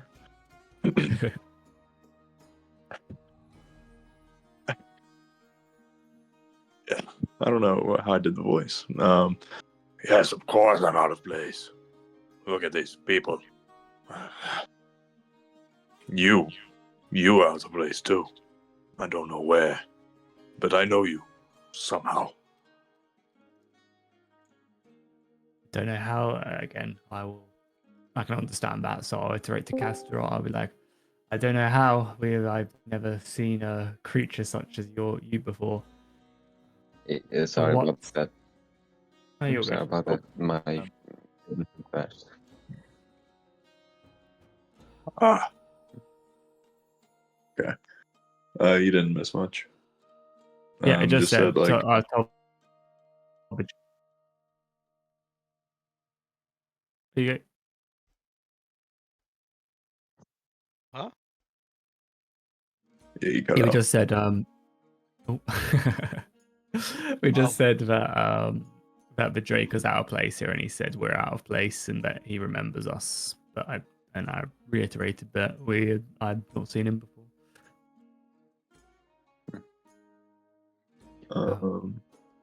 So then I'll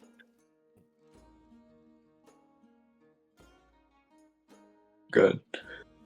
I was gonna say I'll iterate to Castrot because again I can't speak it. To tell the dragon, why did you warn us to be careful earlier?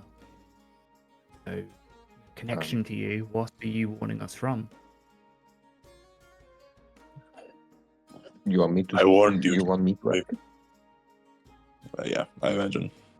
Would you translate that word Yeah. for word? Well, also as well, do you know common or not? Or do you just know I Draconic? do. Okay. On the companion Wait, sheet, it does not have comprehension of like common. It only speaks Draconic. But lore perspective, I know certain things. It probably would. I guess been it's taught up to you whether or not you want to reveal that you know. up to You can understand it, I Queek. guess. Would Drakes would it understand have common, been but taught? they cannot speak. Okay, so I can Yeah, so you can understand it. still Yes. yeah, so you can just talk back, I guess. Like a Drake is seen not I mean their intelligence is on par with dragons since they're on the same family tree, but they have less skills and less verbal shit. Yeah. Sounds good. Okay. I just mean, like, would it have been taught? Do you think? I would imagine yes, but up to you if that would have been a possibility. But you just said no. You said it been Draconic. Okay. I can understand. And in this campaign, in this world, Drakes are able to understand common, but they can only speak Draconic. Okay, sounds good. Yeah, that's fine because I can understand Draconic but speak common, so it's effectively the same thing. Yep. Okay. All right. What did you just ask? Oh, you said you'd never seen anything like me or something? Yeah, I'd say I've never seen anything like you. And why are you warning us? And what are you warning us about? I've never seen you either, but I smell you. I know you somehow. I know you well. It'll sniff the air again to like as if it's making sure and take like a step forward towards you two. I don't know how or where, but we have met before. You have been very close, and that has been much that has been confusing to me recently. I'm not used to this environment. It'll look at its own body, and again the scales will kind of shimmer that rainbow color down it. I am not from here. This world in general. I'm not. I'm from the Fae. I'm not from here. So this is definitely weird. I don't know how I got here. I was in the woods, as far as I can remember. And there was much that had happened.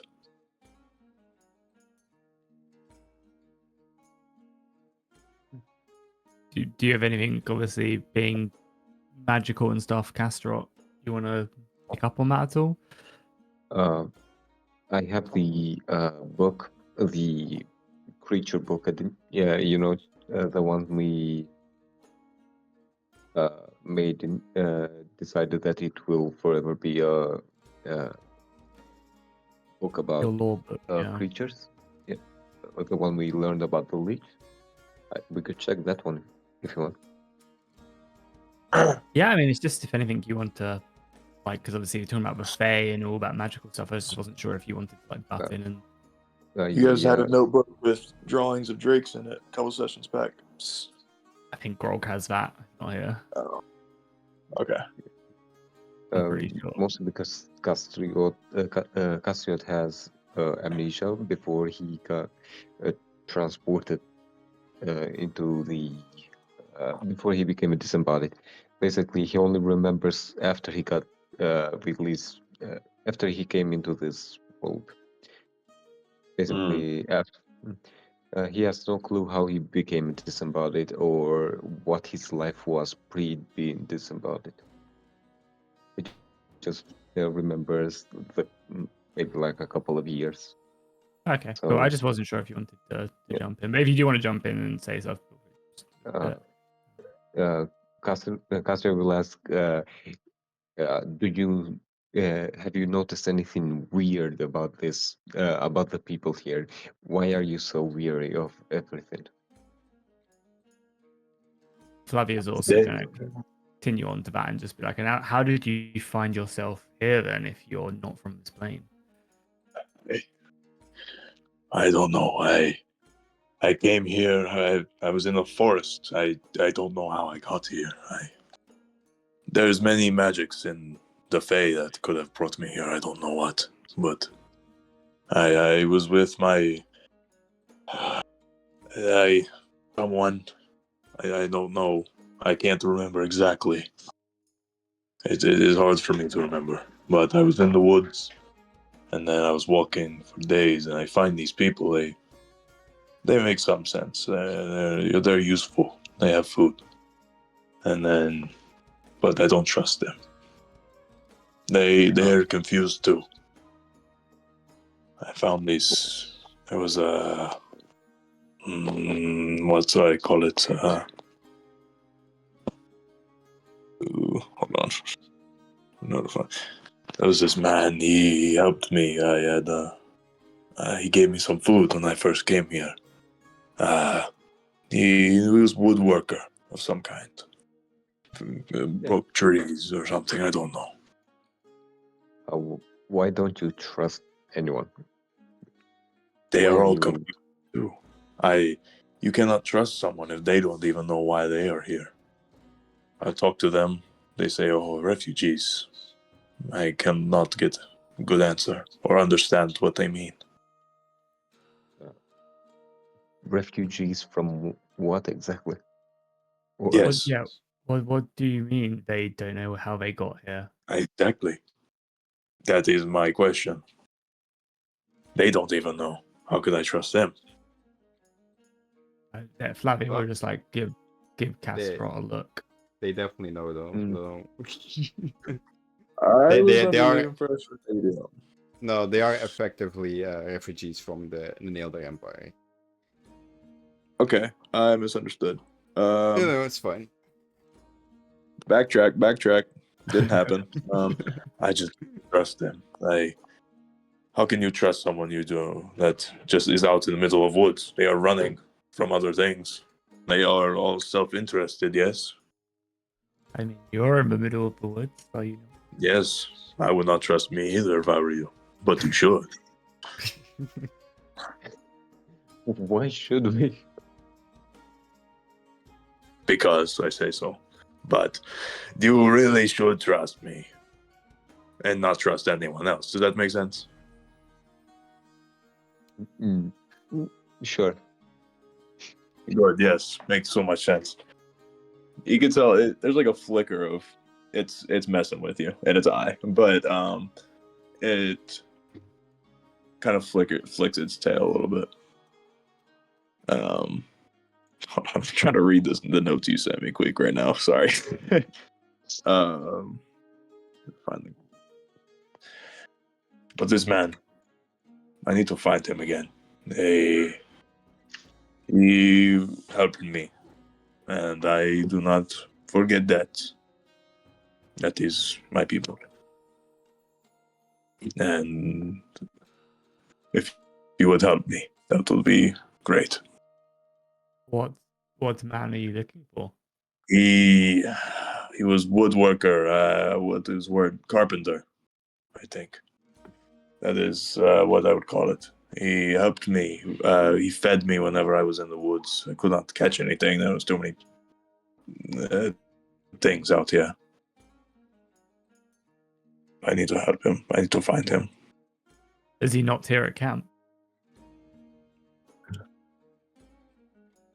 That's a great question. The boss is typing. He is nearby. He is close. There is bridge nearby. If you will come with me, we must find him. Yes. We were told the bridge was destroyed. He is a carpenter. He helped fix it. Maybe I don't know. But if he passed the bridge, how are we going to? No. Sorry, I better explaining.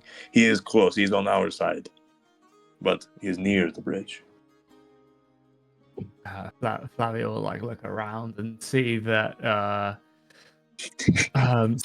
the picnic boys aren't back yet, and look at Castorot and just like kind of like shrug and be like, well, we got some time to kill. Can't be hard. Yeah. There's nothing else to do. Either we just take a chance, or just wait forever and get nowhere. So Like look at Castorot and be like, well, can't be bad to have a Draco you one, I guess. We'll follow. yeah. Casio isn't convinced at all. Like none of this makes any sense. From the refugees to the Drake to the child that survived alone.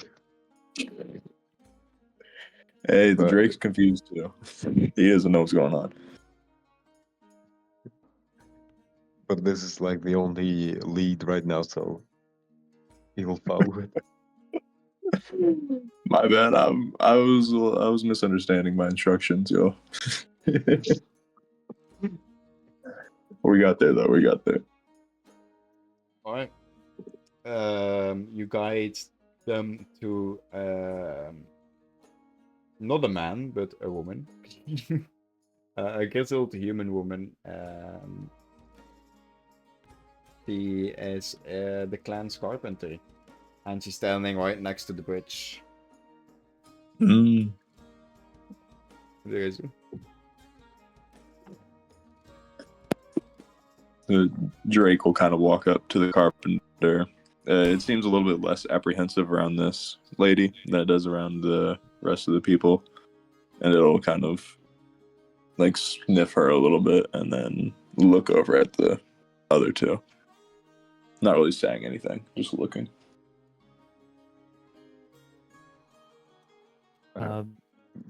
Cassian is gonna ask Flavia, do you have anything to ask her? Because I have none. Yeah, Flavia will be like, "Hello, I am Flavia Al Augustus. Nice to meet you." Hi, nice to meet you indeed. My name is Mara. How can I help you? Well, I mean, first things first, we are looking to get to the other side of that bridge. Is there any update on when it will be back up and functioning? Ugh, the bridge here, that's kind of my bad. Well, yeah, this bridge is nowhere close to being repaired. Since I'm the only one that's working on the bridge, this is gonna take months to do so. With a little bit more help, we could do it in a couple of hours, probably. That's a quick turnaround, months to hours. Basically, kind he's of- not gonna work anything. He wants us to do it. Yeah. Remember, I mean- this is the one they put in charge to to keep up the bridge. I mean, we can't just also just fucking fly across as well, I'm sure. But I guess I guess I also look at the Drake and being like, well, we found the person you're looking for, no? Yes, I realize now I need to get across the bridge. That too, yes. Oh, okay, yeah. What exactly do you need help with the bridge, regarding the bridge?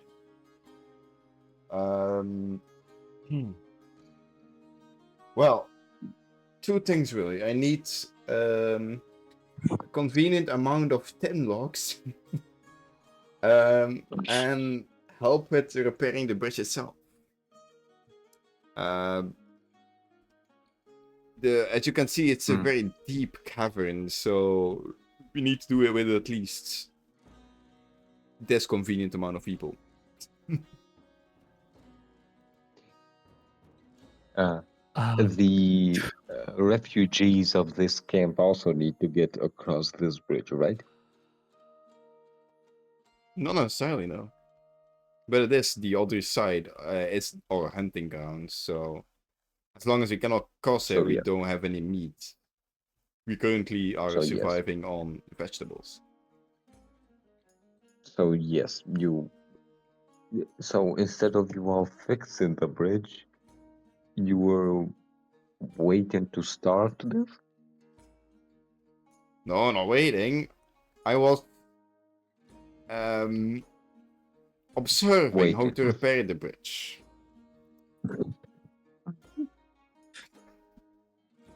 She's Like on a true hourly cop. wage. He's gonna look at the dragon, and why exactly did you need us to bring you here? This was like a 2-minute walk. I'll be honest with you. I do not need you to bring me here. I just need you to come help so you can help fix the bridge because she is useless. You can tell it's being a little bit more serious now. Flavia's gonna like hold out her hand and look at her nails and like kind of rotate it and be like, well, these hands aren't exactly made for manual labor, but we have some companions, and it's like she'll look at Castor and know that he feels the exact same way, and she'll be like, we have some companions who, I mean, should be back any moment now. They went for a little stroll, so we can wait on them. I'm sure they would be more than happy to help you get us on our way. True, the two of us aren't exactly construction workers. She's gonna go and just like sit on this log, this stump, whilst she waits for the others to return. They are too pretty to work, of course. These people are. It's just gonna like the Drake's gonna like wander off a little bit. It's like annoyed.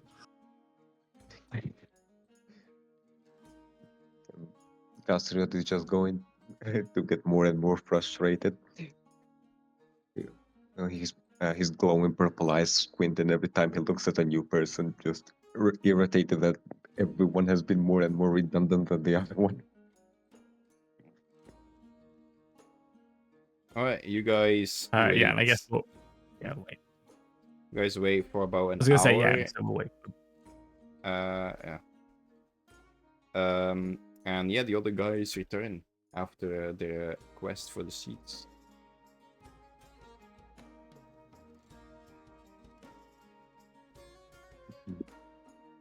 Cassius is going to ask yeah, them.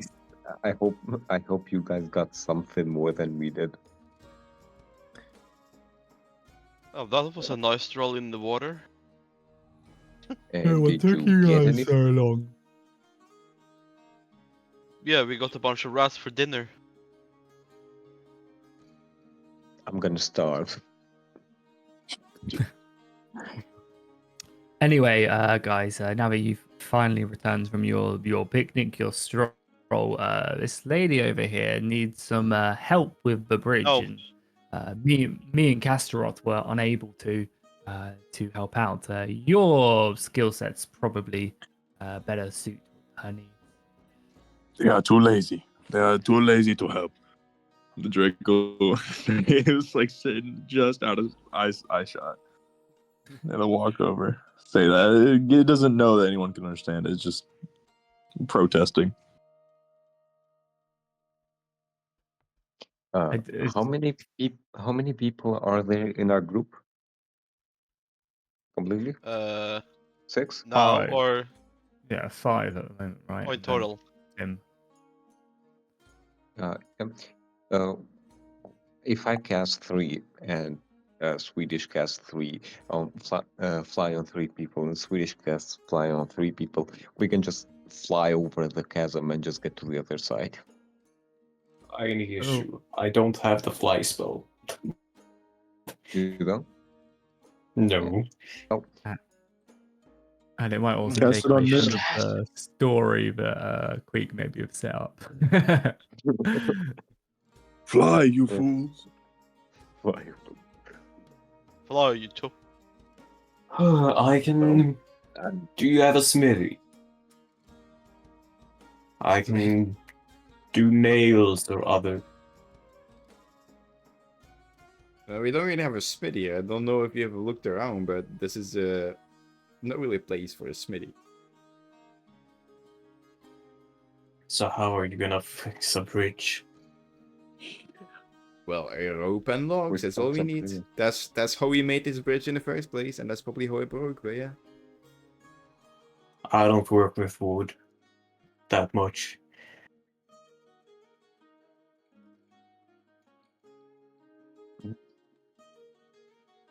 Well, you have an axe, don't you? A battle axe. It's not for chopping wood. An axe is an axe, honey. Oh god. Alright, since you all are here to help, that's very wonderful. And she gives each of you an axe. The trees are over there, and she points to like a random patch of trees. Thank you so much for the help.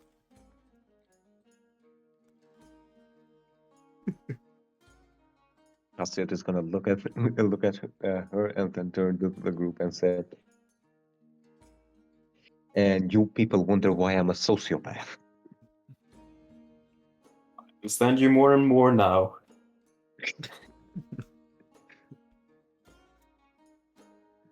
Yeah, Chloe is gonna like lean back on the stump and just start daydreaming. I will take an axe and throw it at her. Yeah, same. Cassius is going to say, "Okay, if you people don't help build the bridge, you're going to starve. There is no way out of it. We're not construction workers. We have no clue how to build a bridge. So you either I'll tell you how help to. us build a bridge. That's not helpful. What do you mean? you're You don't know how to build a telling- bridge, so I'll tell you how to build a bridge. That's how life works.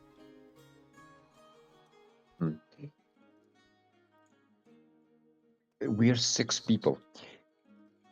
No matter what we do, we're gonna be stuck here for months. If you don't No, help, we're it's gonna only be a stuck few here. hours of work. Especially with 6. Me on my own, it would be months. What's the difference between you and your own and with us? It would still need, the wood would need to be chopped, it would need to be processed, it would No, need to no. be Have you not seen the destroyed. bridge? It's basically just a bunch of logs together with a rope. Oh, Am you're I never wrong? going to be reasonable, are you? You're never going to be reasonable, are you? I am very reasonable. But I'm so glad you decided to help me. The trees are over there. I just need 10 logs. 10 logs. Yes. Grog's gonna head off and start chopping. Bye.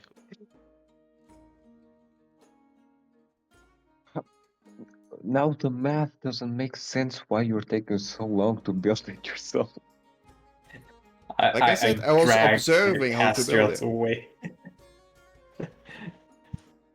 Keeping him from arguing against a pointless. Yeah, we go and start cutting down trees. Yeah.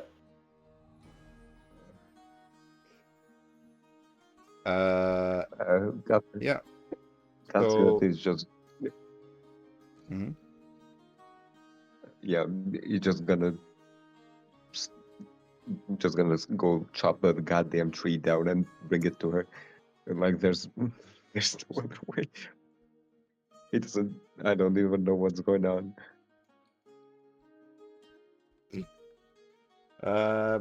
Everyone make a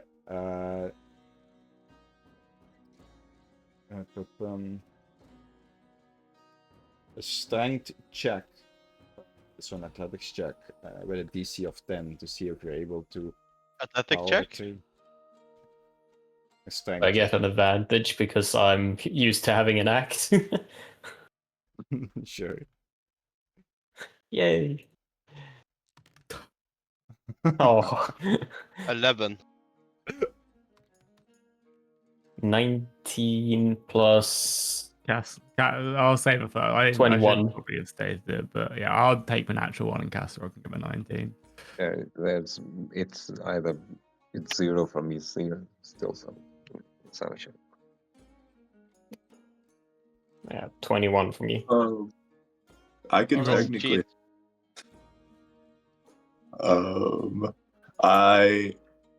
Because you said my scales were black right now. That means Yeah. I have acid as my element. I could probably get some acid and put it on like a tree or something to help it easier. Yeah, sure. Yeah. I'll roll for the Drake. Mm-hmm. 13. Is it just like what check is it? Is it It's a strength or check, something? yeah.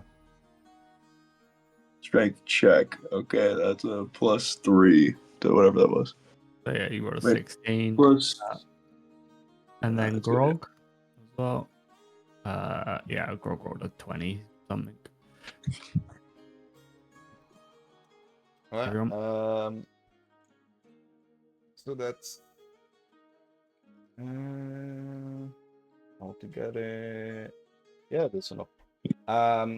It takes you about 2 hours to cut down some trees, and you've collected 10 logs. The next step will be repairing the bridge, which will also take an hour or 2, depending on how good you are. I need everyone to make a intelligence check with a DC of 12. Oh god. How do I help with this one? I don't think I can. 17. Wait, what was it? Intel check. I'll do Black Hole first. What's your No, I don't think I Oh. should. I don't think I'm just gonna +7. throw at all. Because it's +7. gonna go wrong anyway. It's exactly 12, so.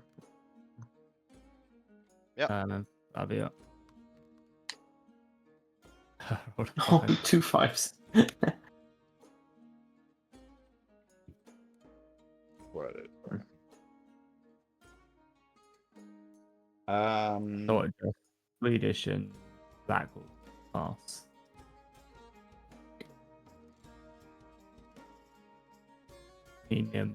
Oh, we didn't do grog. Did you do grog? Oh. Okay, not the grog. Not do 15. So grog What will the- passes. Can you roll for me as well? I rolled a natural one a second ago, so I wouldn't be too happy. That's the third natural one I rolled. Yeah. So yeah, free What? pass. You don't. You guys managed to repair the bridge in 6 hours.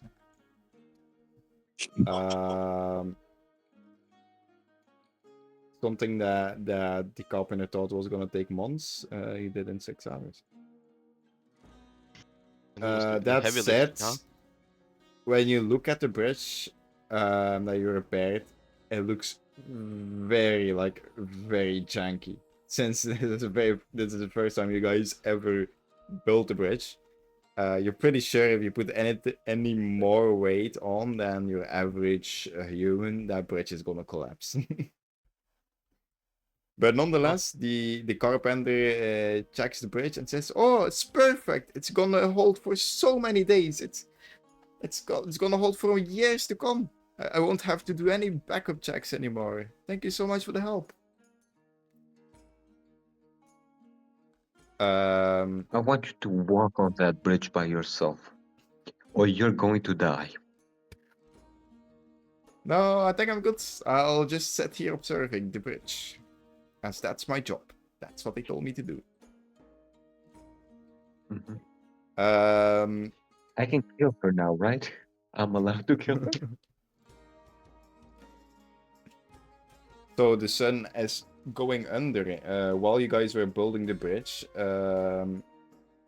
you guys did hear a big group entering the camp, and it seems that the lights inside the hut, the main hut, are on, and a lot of talking is happening there. So you assume that the meeting with the clan leaders has begun.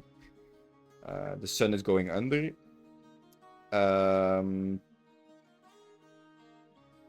In the meantime, also a Black Fedden didn't tell you before. Black Fedden told you guys that you are welcome to stay for the night, and they have a wooden hut to the right, which has been empty for a long time. You can sleep in there if needed, and you'll be safe for the night.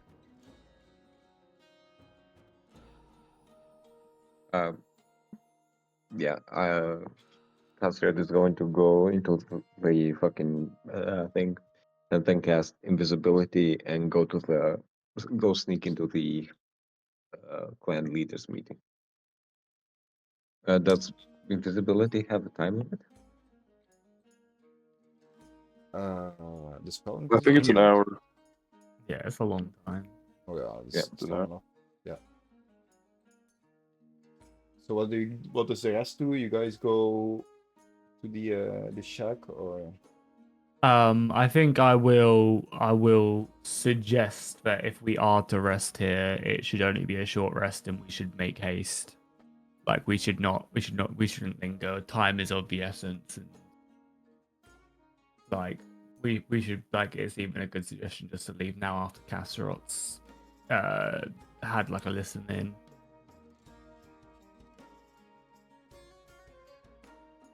But Drake's gonna go ahead and go across the bridge. Awesome. Why didn't the collapses. Drake just fly? Well, why didn't the Drake It's just too fly? small. It doesn't have wings. Okay. Yeah.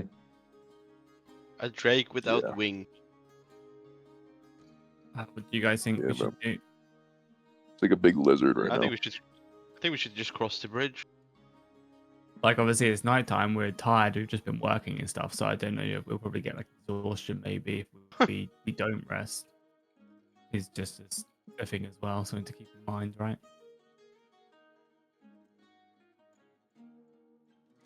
Yeah, and I want to know what the clan leaders think is.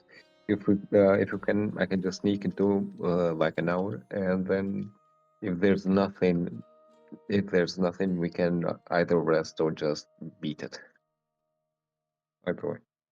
Yeah, I mean, I recommend so Flavio will just like go over to the parties. I guess Castor will head off. I say, I guess we go to the hut now. We take a short rest, try and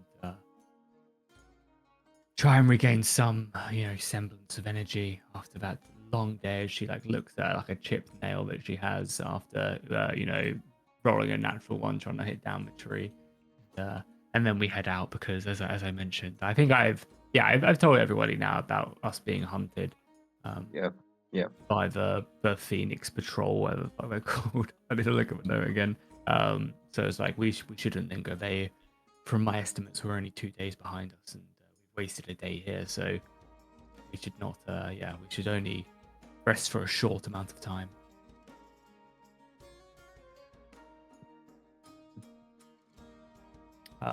Yeah. And I guess unless anybody has anything else to oppose or suggest otherwise, that's what we'll do. We need to wait for Castor anyway. I need to head out, but I said the Drake kind of ran across the bridge, so that's it'll kind of disappear off the other side for a little bit, scouting, I guess. Yeah, I should be here tomorrow. Cool. All right, thanks for It joining. Sam. Yeah. feels like a good place to call it for me as well. Yeah. See y'all tomorrow, boys. You know, Hope yeah, see you. see ya. Yeah. You know, I find it a little bit unfair that Flavio goes and promised that let us help to build the bridge. Then when literally the three people that was out helping a child coming back tired from like an hour You lots of had a fighting and suddenly picnic out being there. slapped with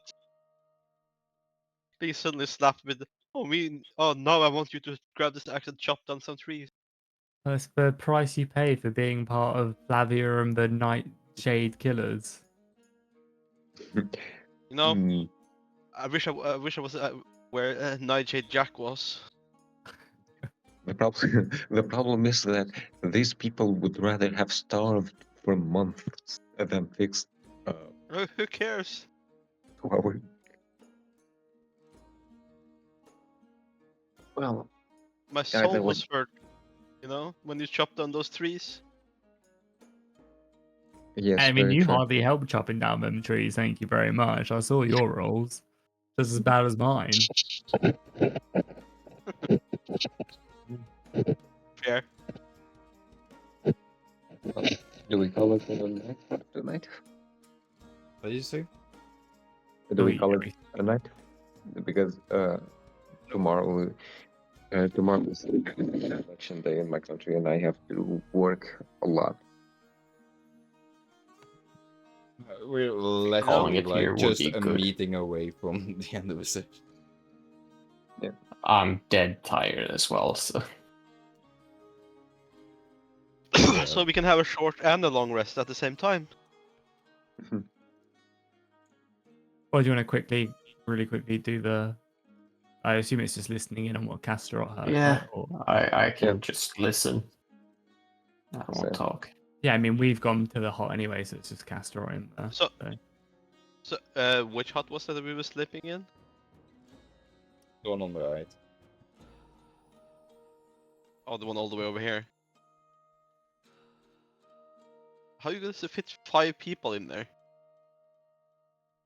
Yeah. So yeah, I assume Castor has cast invisibility on himself and he's headed into the hut, or in it where he can basically hear. Yeah. The last embers of the day had long since faded, leaving the village shrouded in a deep indigo of night. Within the largest longhouse, a soft, warm light spilled out, casting long dancing shadows that stretched and twisted across the ground. The air is thick with the scent of wood smoke and something more, a subtle undercurrent of tension that even the wind seems to carry. From the shadows of the building, you observe the scene. Blackfeather, the hobgoblin, stood at the head of the rough-hewn table, his face illuminated by the flickering lamplight. His usually jovial features were etched with a seriousness you hadn't seen before. He was the anchor of this meeting, the one trying to lead this group of what you realized are all clan leaders. Around the table are other clan leaders, their faces a mixture of suspicion, hope, and weariness. A burly dwarf, his beard braided with intricate beads, sat across from his light. Sat across from his light hooded elf, whose eyes gleamed with an unsettling intensity.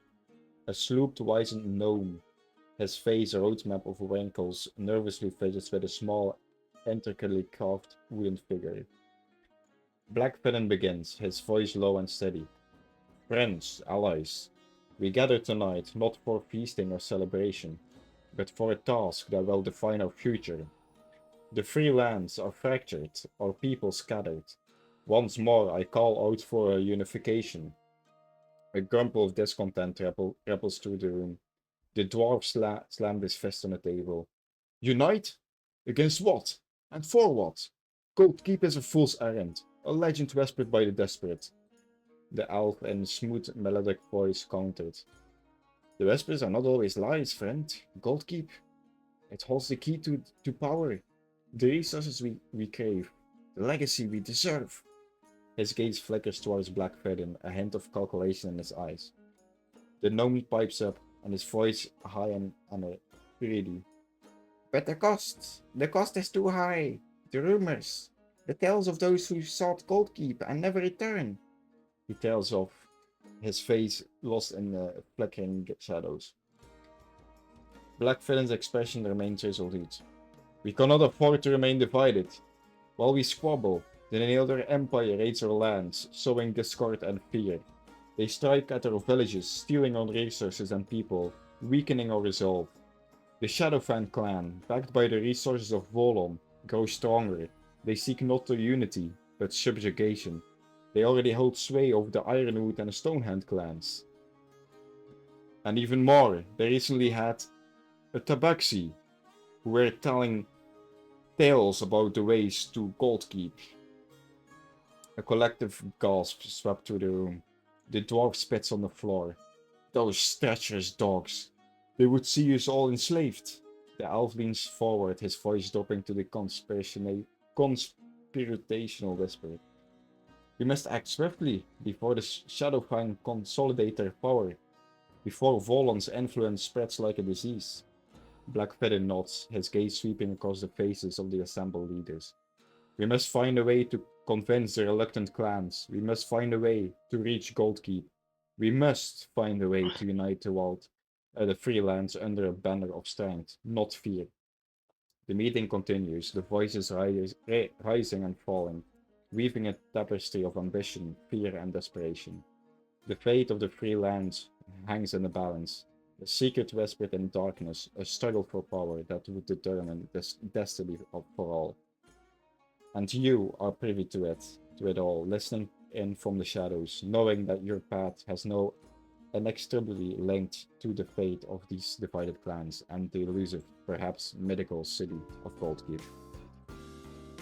And that is where we're gonna end today's session. Bye. Good one. Lots of RPing.